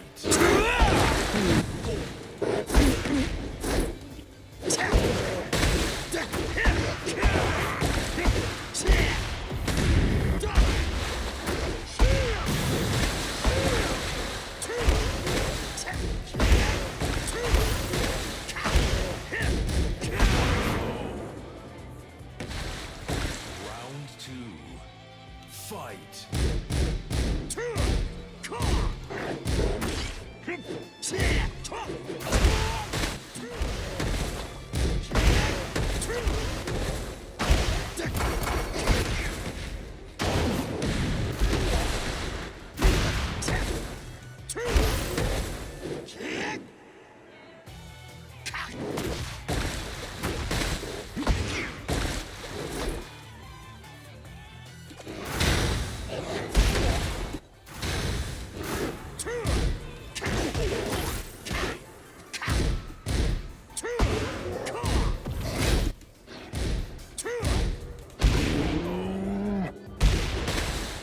Round three. Fight.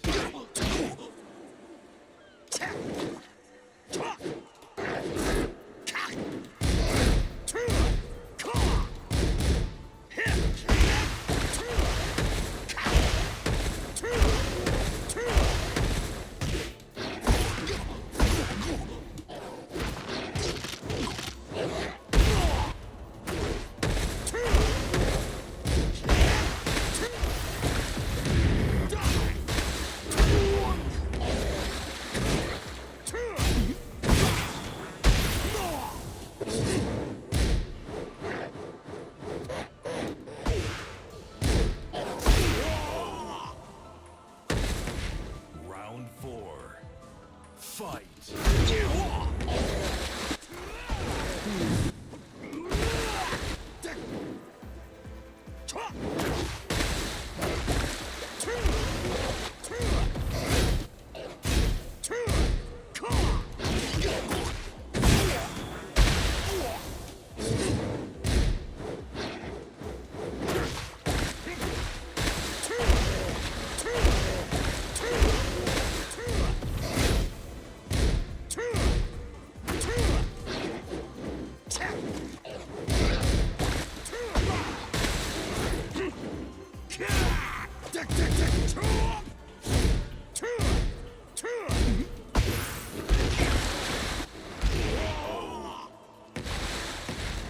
Final round. Fight.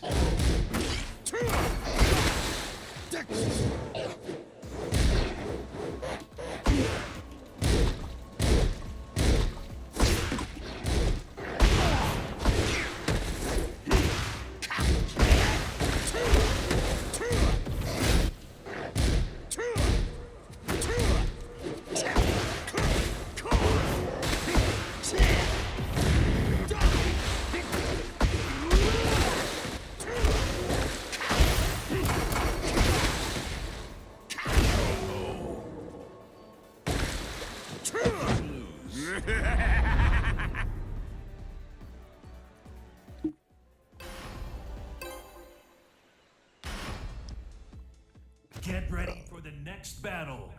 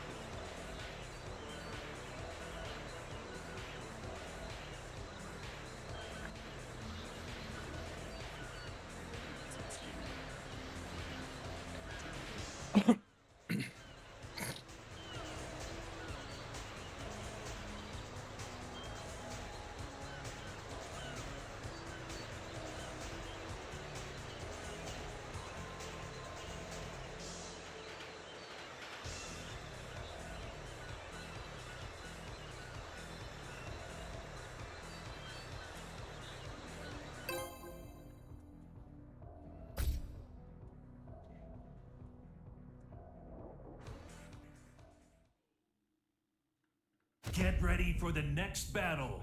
Eat the bug. I swear to God, they literally fucking fall. I don't know what they're eating.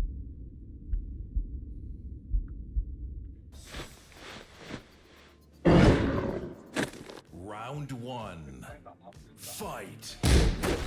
You guys know how to play both sides?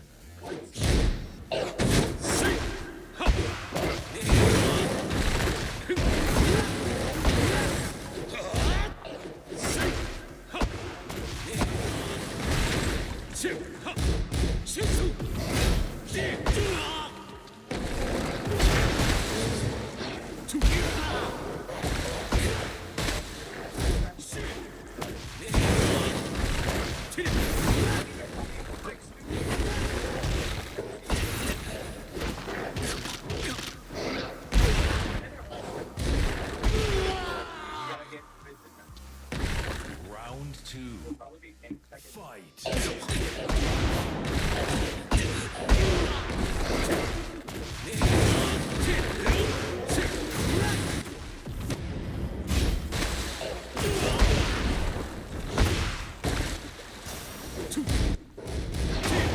Nice.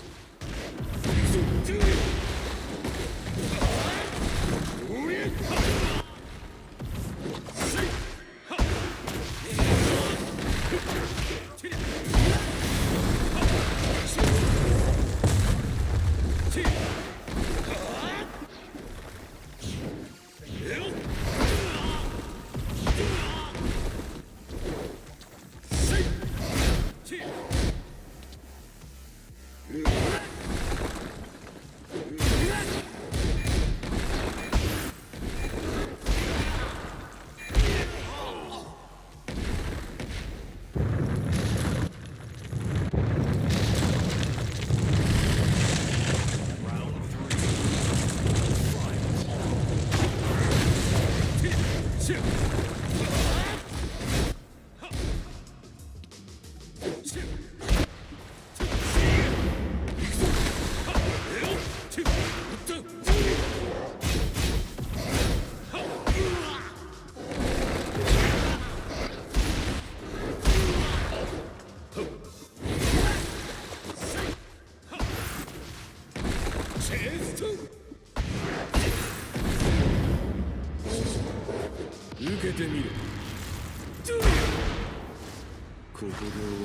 three.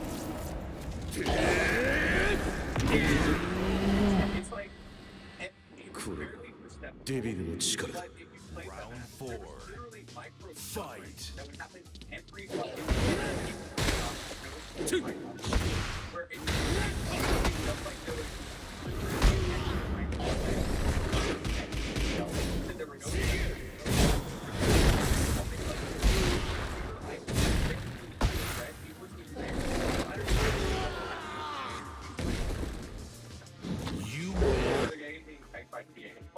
He's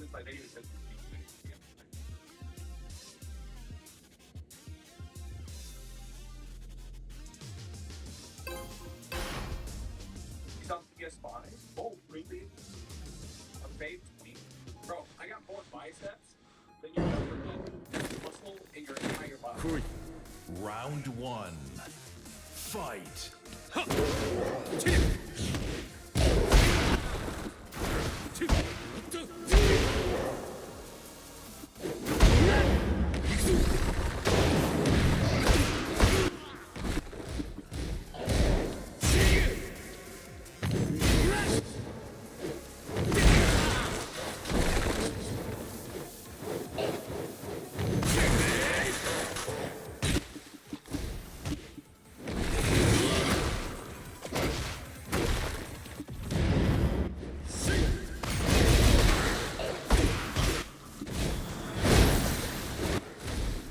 Nice. Very good.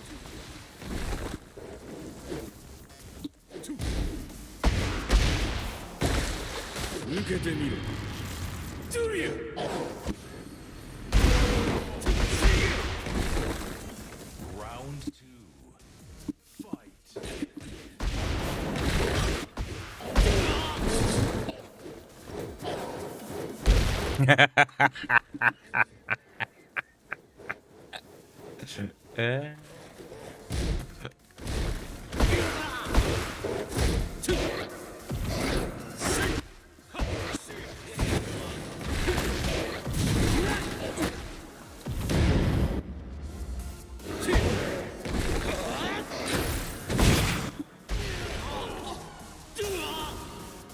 Round three.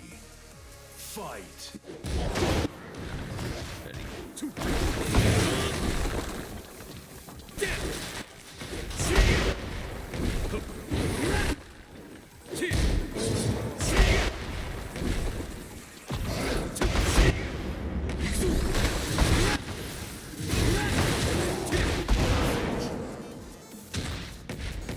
Round four.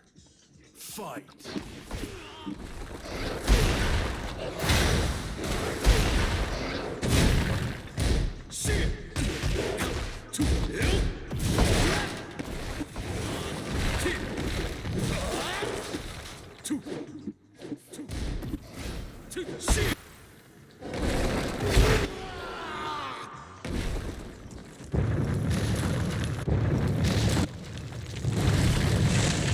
Final round.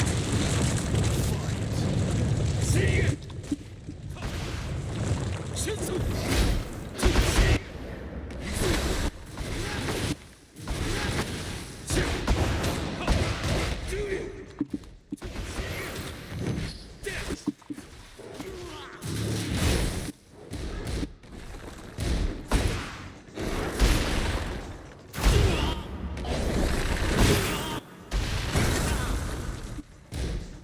God. ここで終わらせる。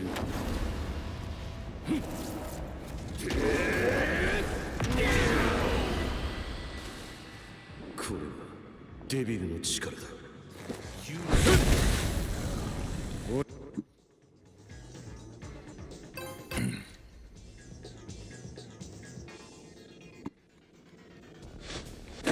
Round one. Fight.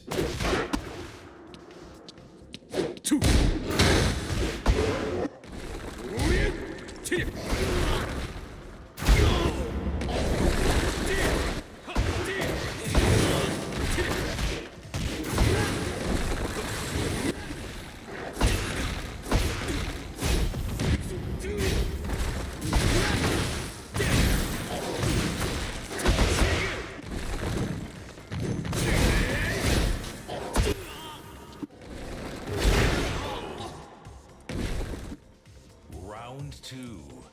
Fight.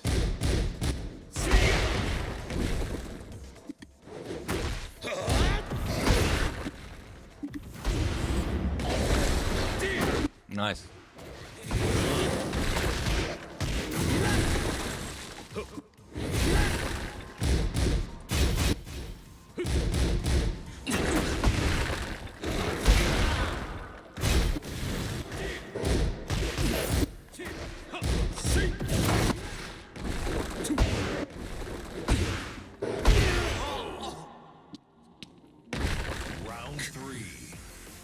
Fight.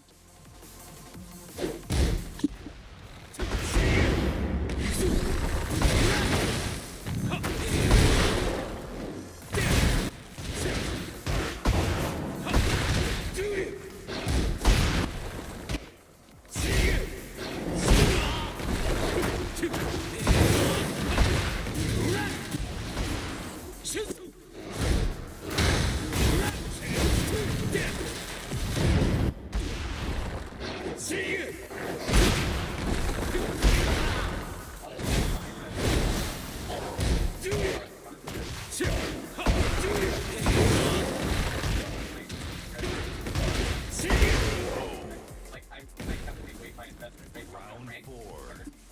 Fight.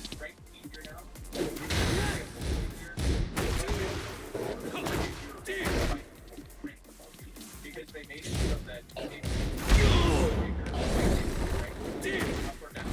You're fighting higher rank and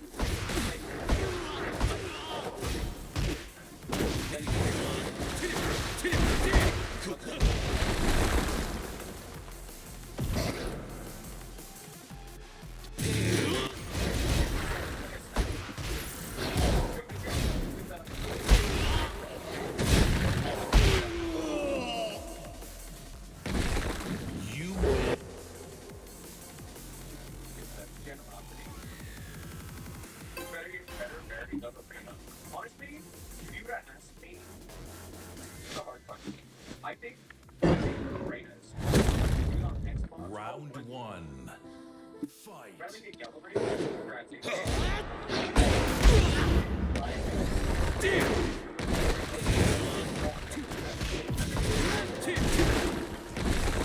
well, I played one.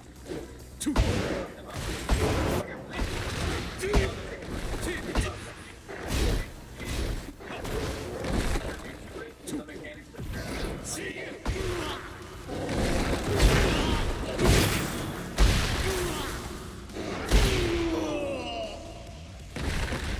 Round 2.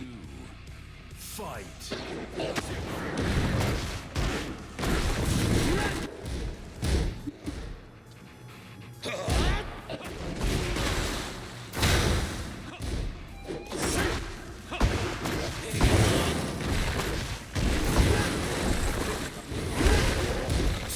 Nice.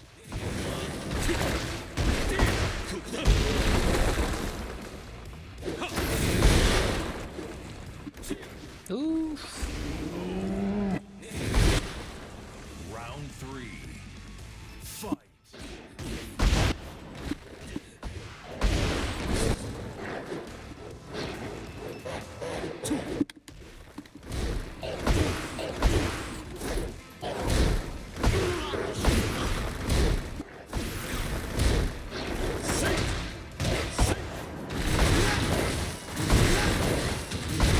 What the fuck?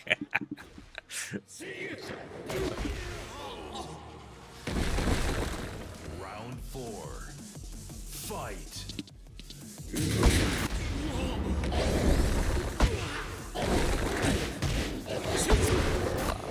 Nice.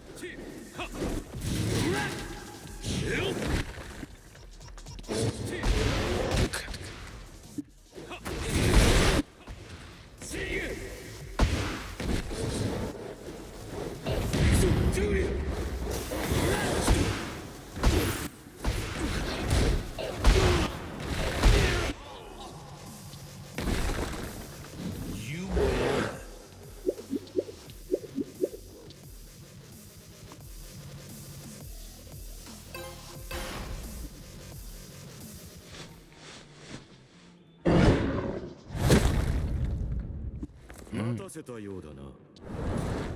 Round 1.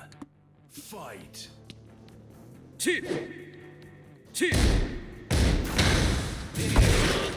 everybody plays Friday.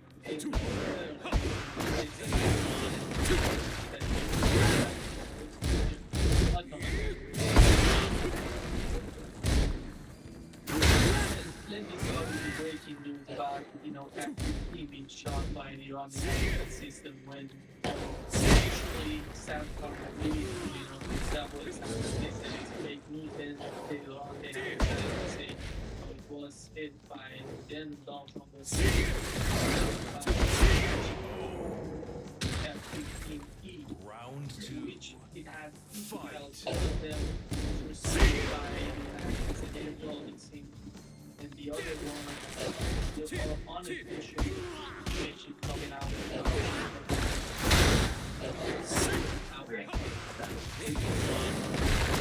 Could you kill it's very easy to copy. And what can we know about the one in that? Because yesterday done something out and messages that listeners everything is going on. This is just it. You are facing difficulties want to everything to pay there and glass. What is your understanding of that? Well, let me very candidly make Round it clear. three. Fight. I have no direct information.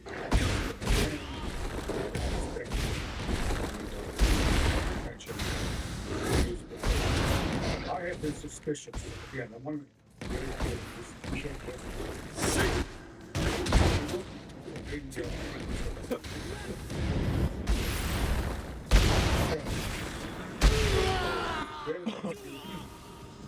Round four. Fight.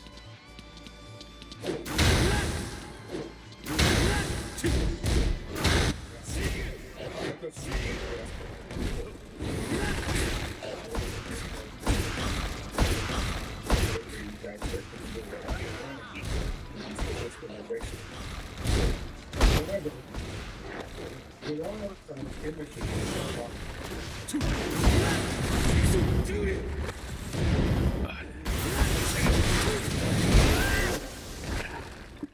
of underground very defensive. Plus, You seeing that caused me to yes. Iranian GG's, man.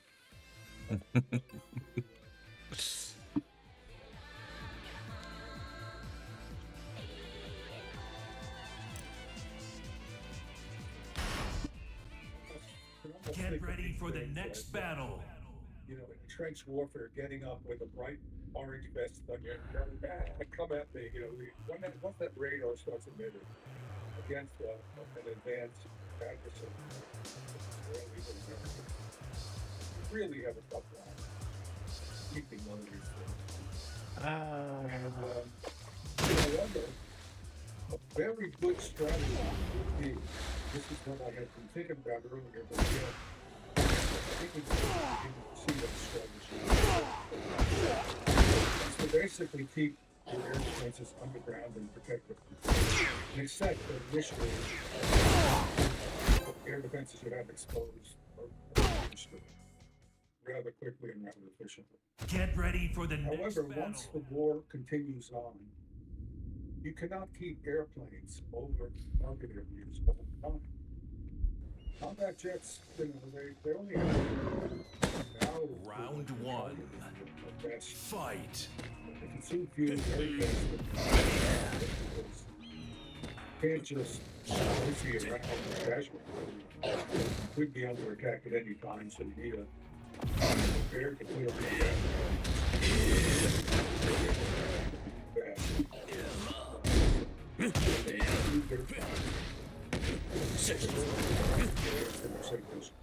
so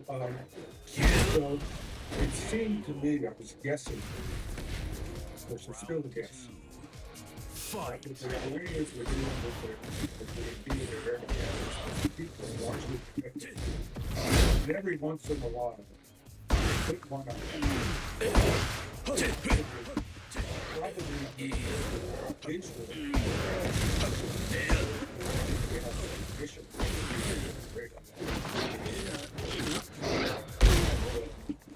That's not possible to do.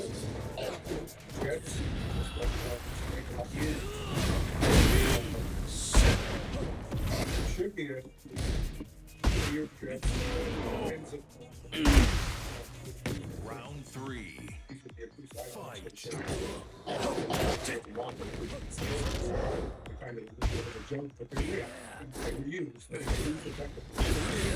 So what you do is to raise its clean, using much less sensors. Round Remember, you got an adversary controlling over the air.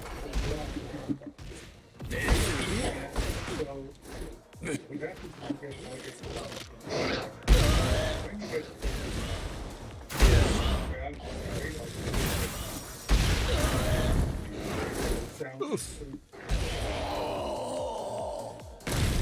Final round.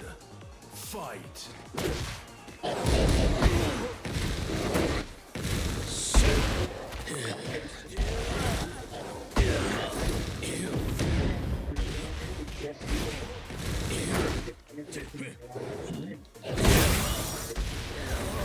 That's all you need.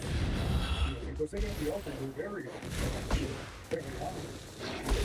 These things all over the place. So once you have a bunch of these things operating, and you have air defenses that are largely quiet, you then use them as opportunities present themselves. And that's probably how we lost. Get ready for the next battle. It was an American F-15, I think. So, It was. yeah, and that's how we lost an F-35.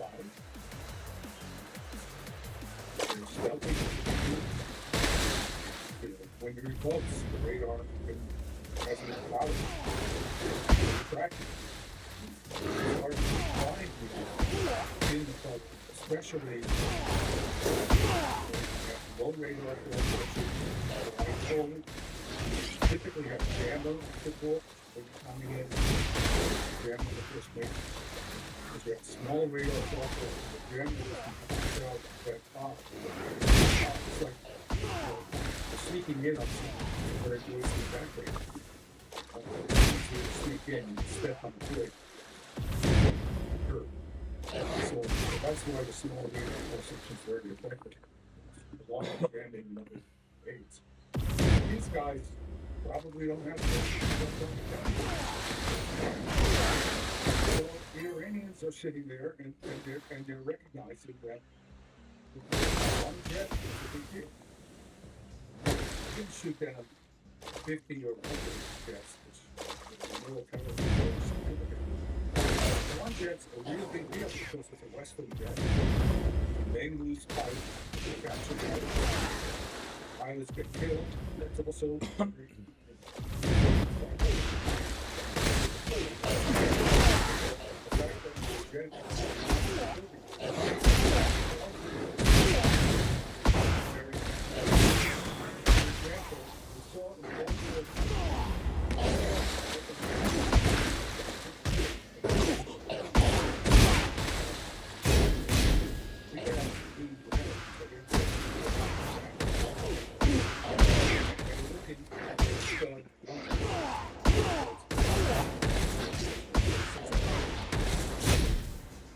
and it turned out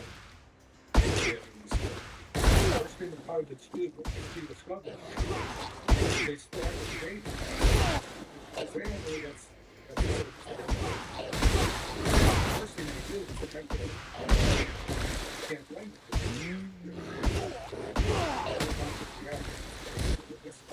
Then facing something. Like that, spend time. The launcher plane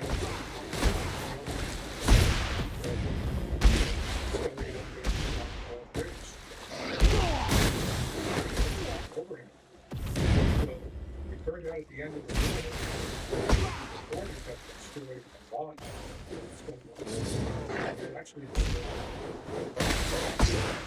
big air power surgery.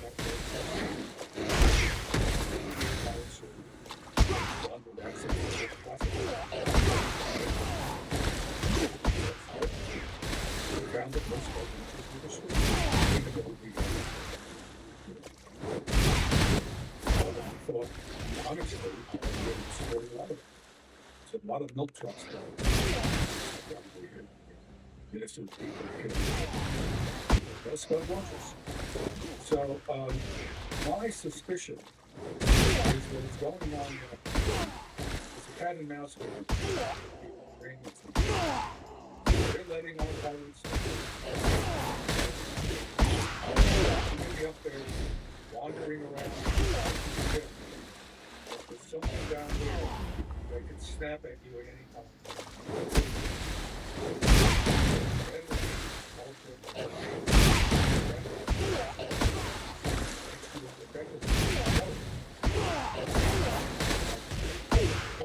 Yes,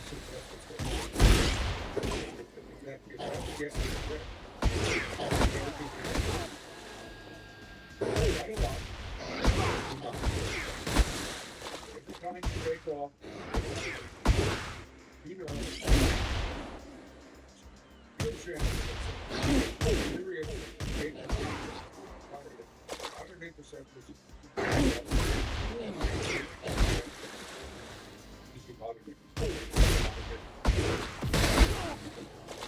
agility, moderating stuff is very homing,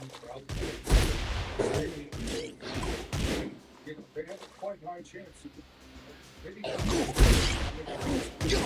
and you may get usually you shoot two of the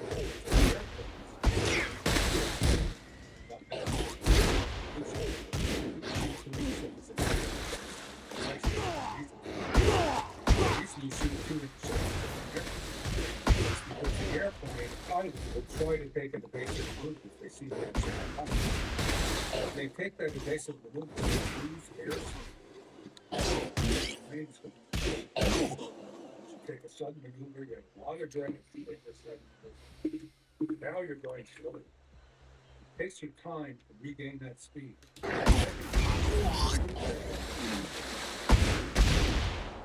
It's going very good.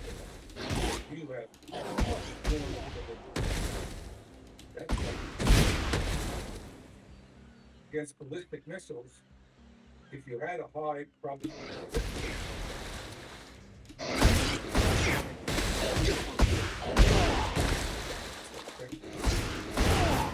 really good side.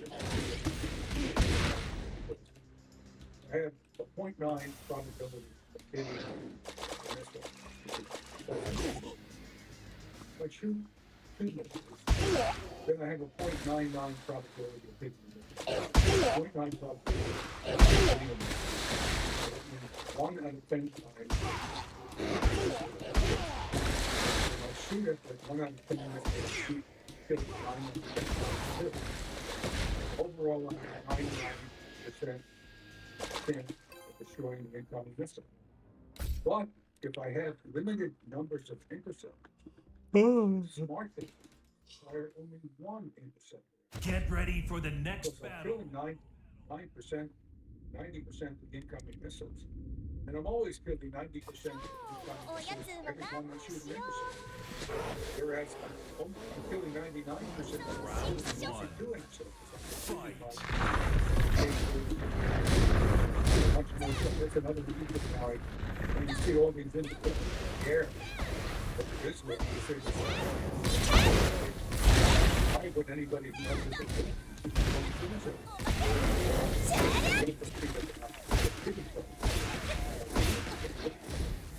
so all the data, points to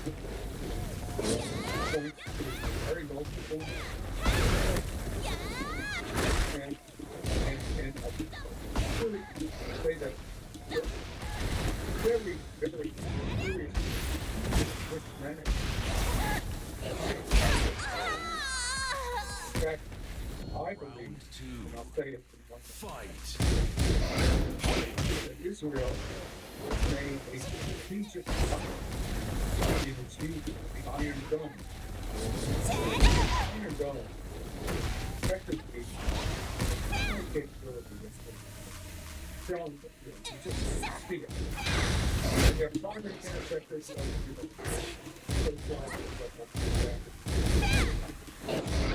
all all these interceptors here that nothing being here. You can take this jump and they find it. Crazy. Those interceptors are extremely effective against drones with so, easy to pick them there.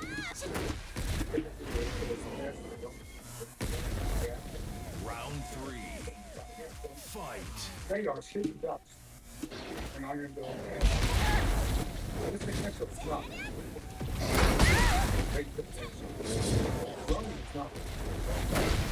They're probably better well. It's strong.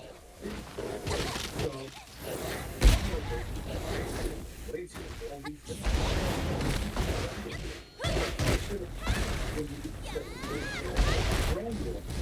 We know this public Iranian players. I'm just surprised that they've had a lot of over the decades. Round Not 4. all, only some of them are friends. I've known you about maybe I'll have a big one. This was vertically.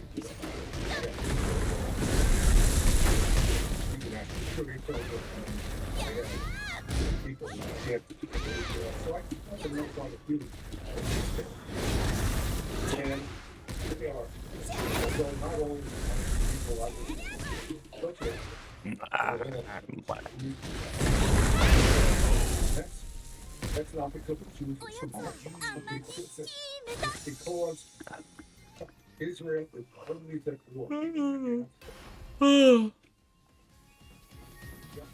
今日のおやつは何にしそう Round 1.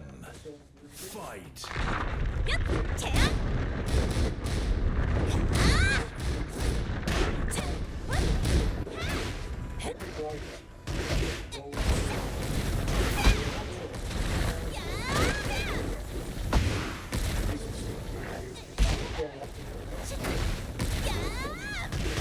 Education is highly valued.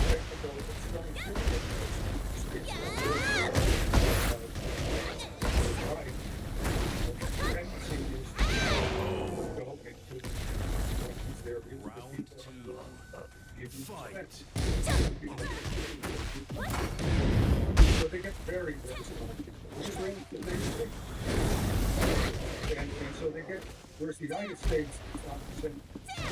The United States get people, but they're not necessarily smart. You have things that always struck me.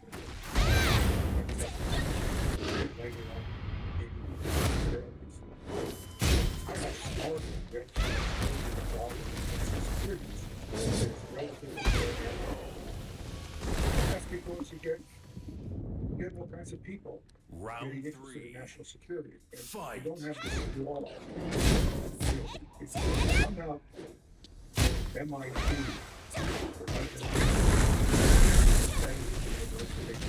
We're not so competitive university, but we have a lot of time.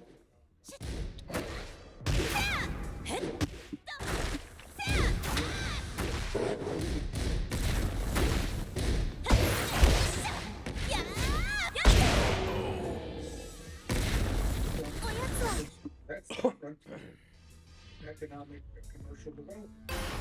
Or you're interested in the military, you might go in Round 1. United States. Fight.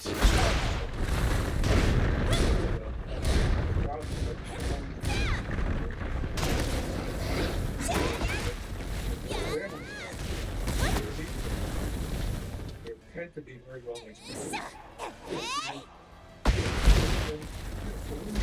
Very well educated.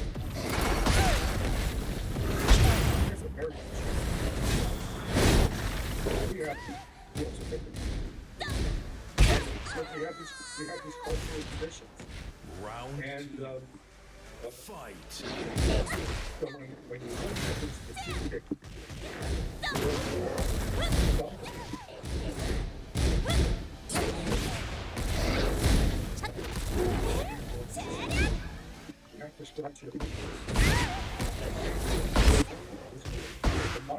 yes, that the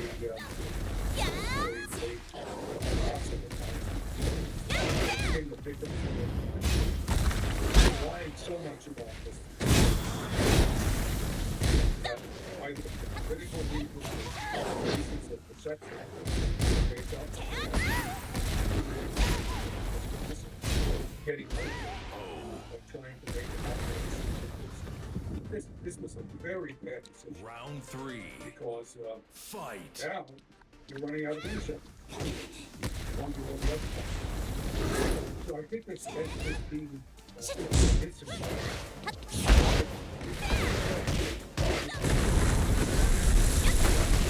that's my guess.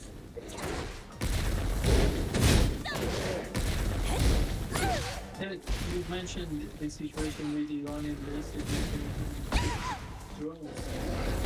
How can you see Iran?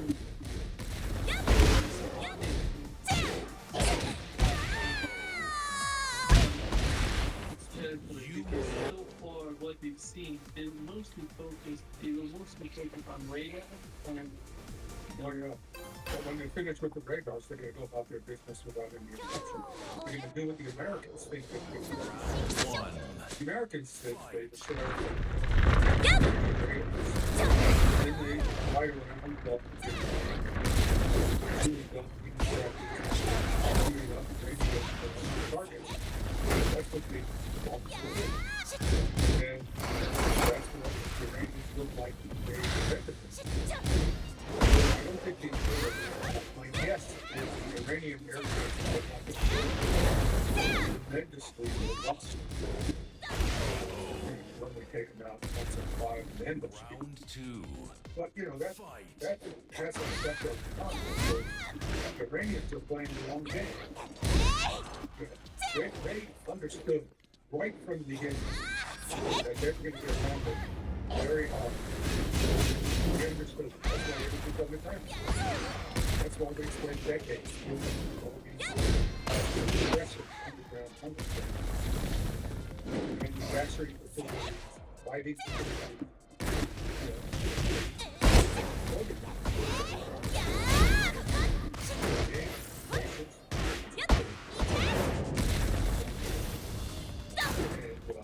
Launchers.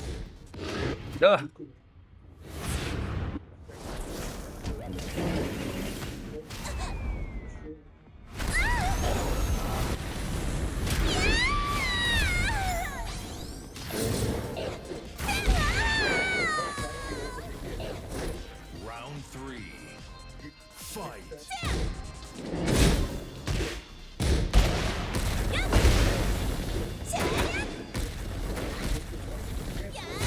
Everybody can't sit.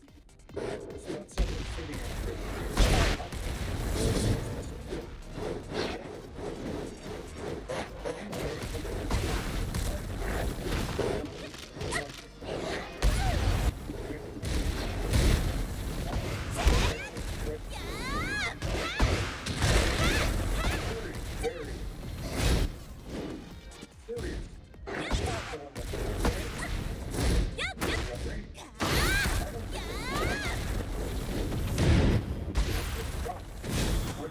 Large number of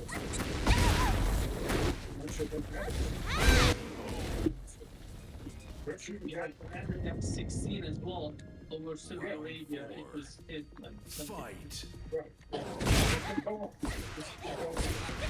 pilot didn't know.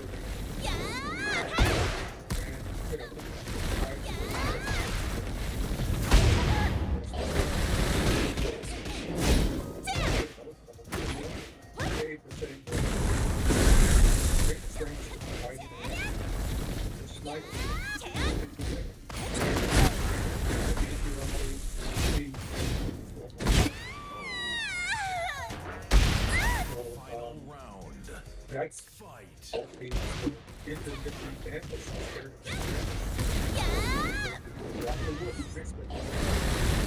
make it worse. They make it more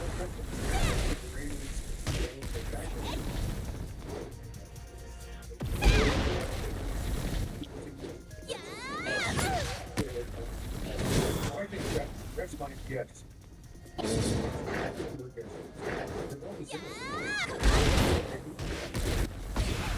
have to know that they're big.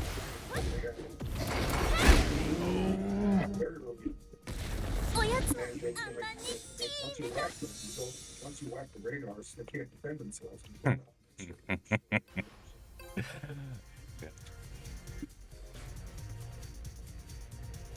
今日のおや Round one. Fight.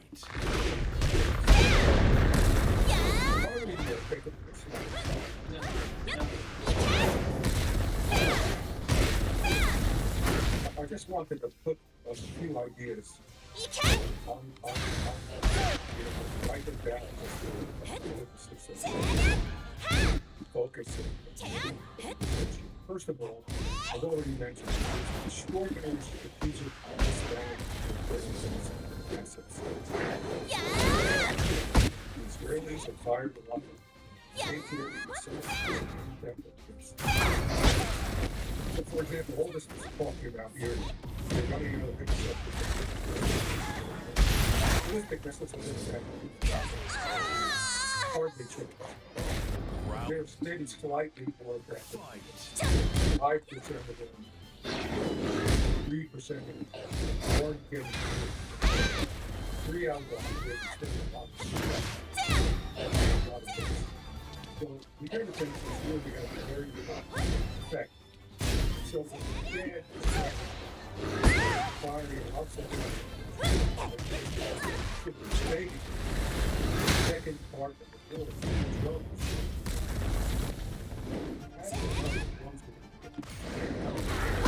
It's very accurate. It's very accurate. They are extraordinarily effective. So that's one feature that Americans in Israel. Round three. There are other wonders, but other developments.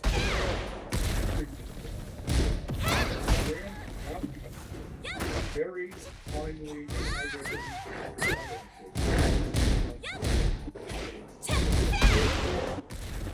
targets that they might achieve. That's given to them. Like that, again, I just want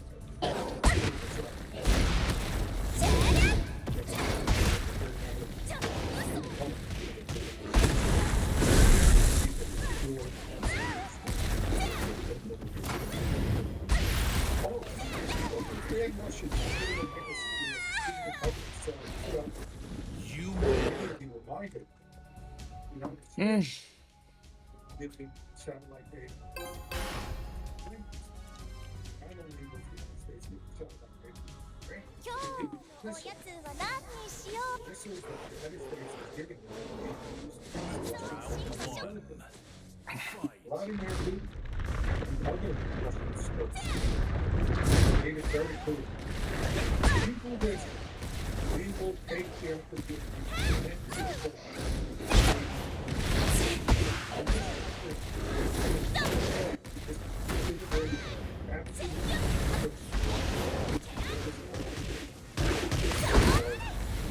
The possibility that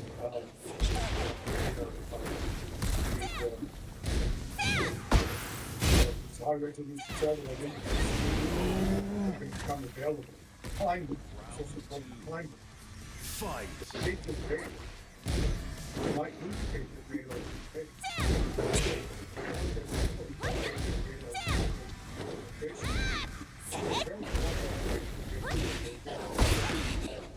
Stay there.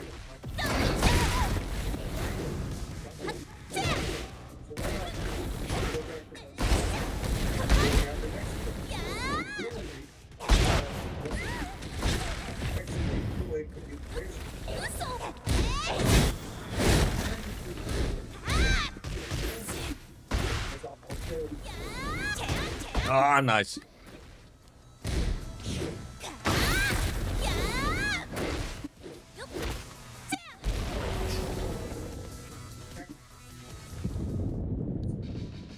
Round three. Fight.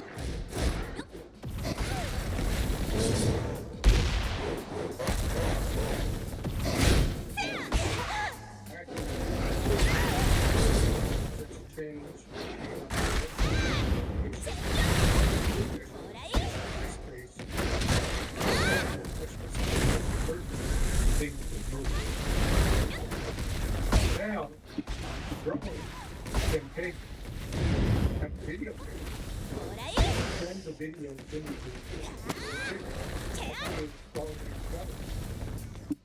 keep in mind,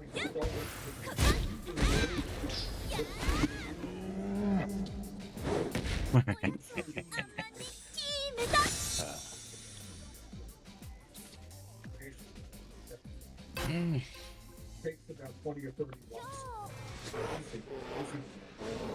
It gets 30 megabits, 30 megabytes per second. That's easily 5 megabytes per second. In fact, a few megabytes per second.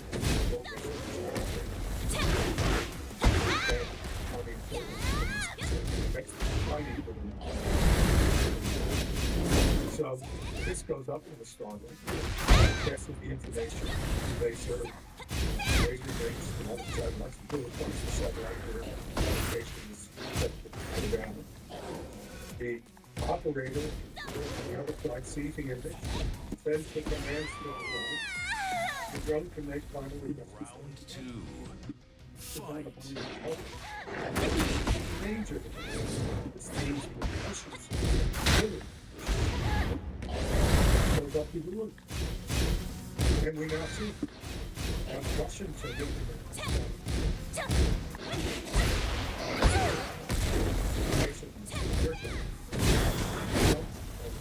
sure, the Iranians are not doing it. It's a fact that they weren't doing it before Russia helped. You go out and you buy a Starlink and I go out and buy a Starlink.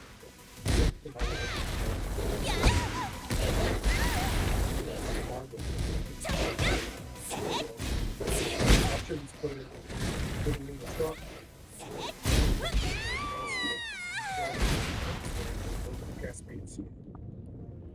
Round 3. So, Fight. you only need hundreds of these things. They're selling them as fast as they can. They're selling them as fast as the same place in the market. This is where this war is probably different from other ways of seeing things. Look at the reactor. It's so ugly production of cell phones. It's a very high technology device. You can't do that. I can't build this. You can't build chips for sensing devices. But it's a commercial device. Go and buy it. It's not controlled. It's ubiquitous. So I can go out and buy them. Round 1. It is a relative Fight.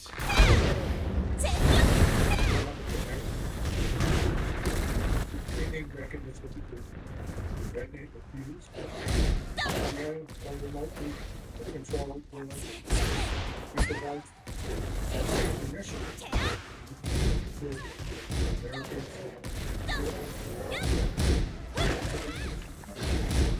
Do lots of things to try and get it. Only so effective. If you have to deploy it, you're not just running around the buildings. Be very careful.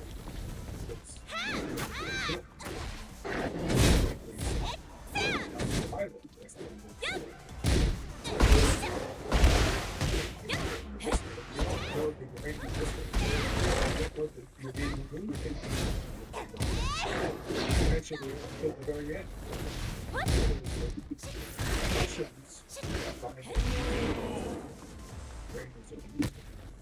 And thought long and Round carefully 3. about how to use optics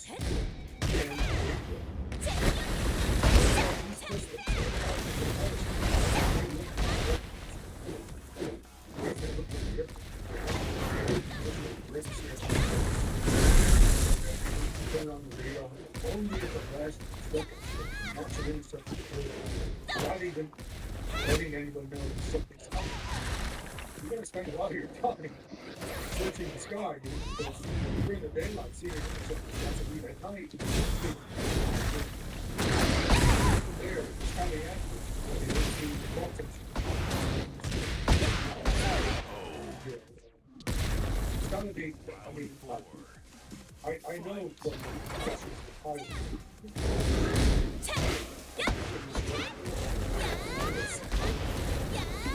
I have lots of kids who are pilots. They'll tell you they're scared to death in the water. They're being honest. These are hope. And, back to the air, even if you want to just get out of the place, it's fun. There's some really good hope. This really puts a crack in the block. But we now are in a situation where these satellite installations, satellite constellations, Oh, good. Yeah. おやつはあんまに決めた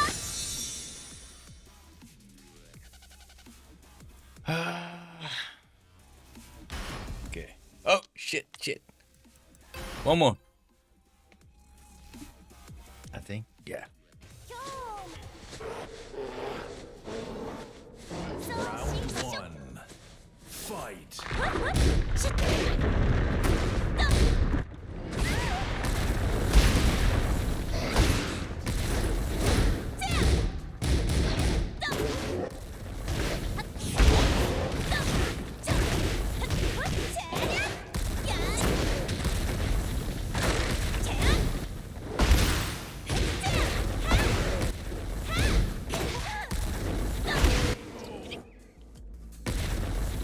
Round two.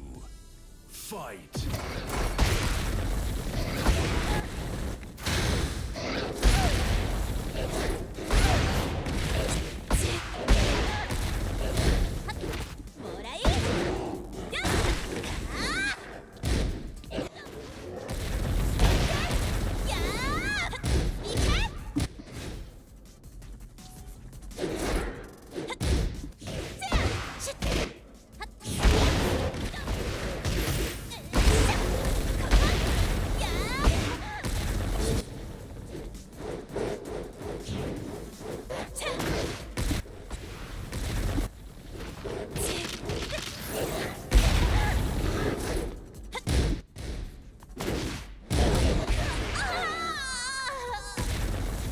Round three.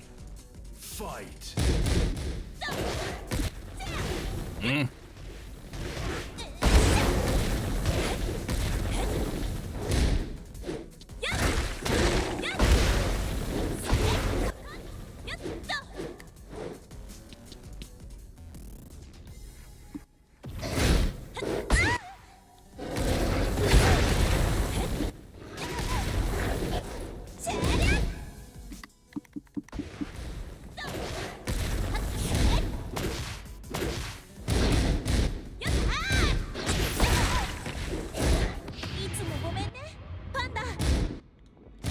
No, what the?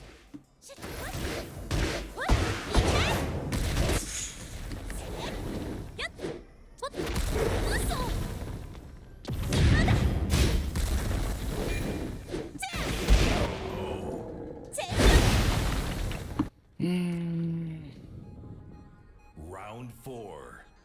Fight.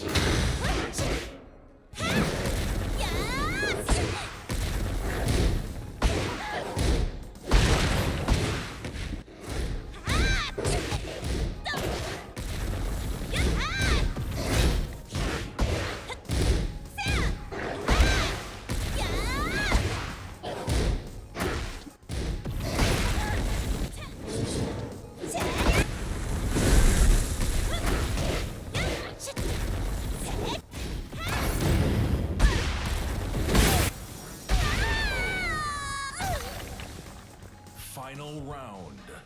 Fight.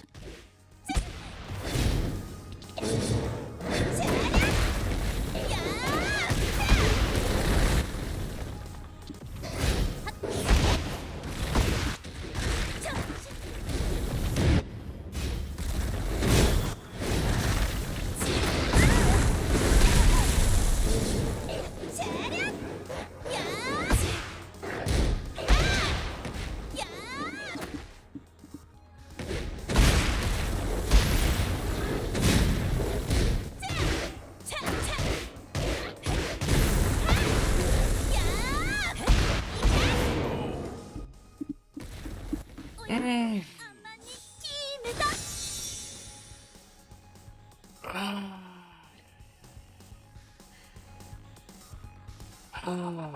GG's, man. You want more? Okay. Round one. Okay. Fight.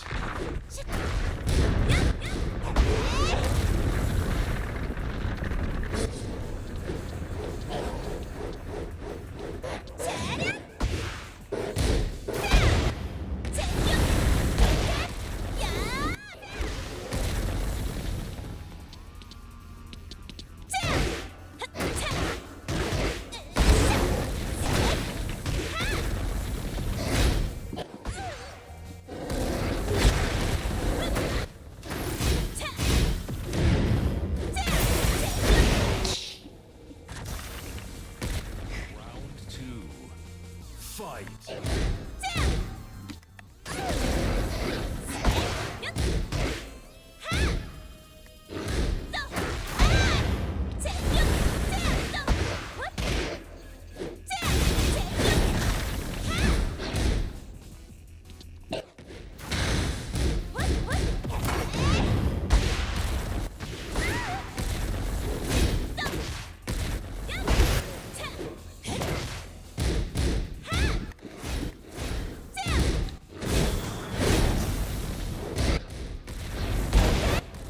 Nice.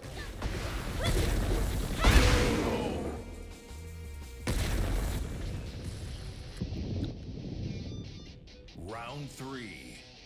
Fight.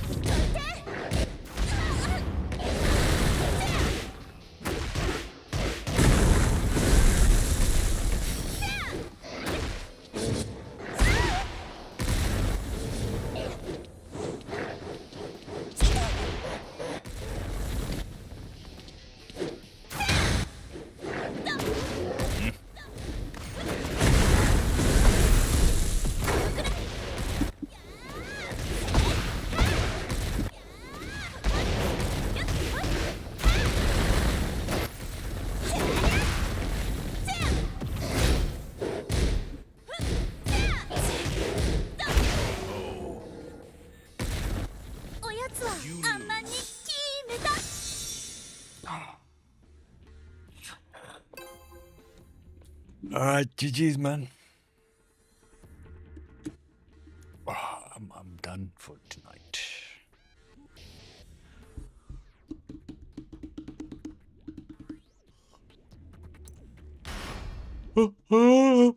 Hmm.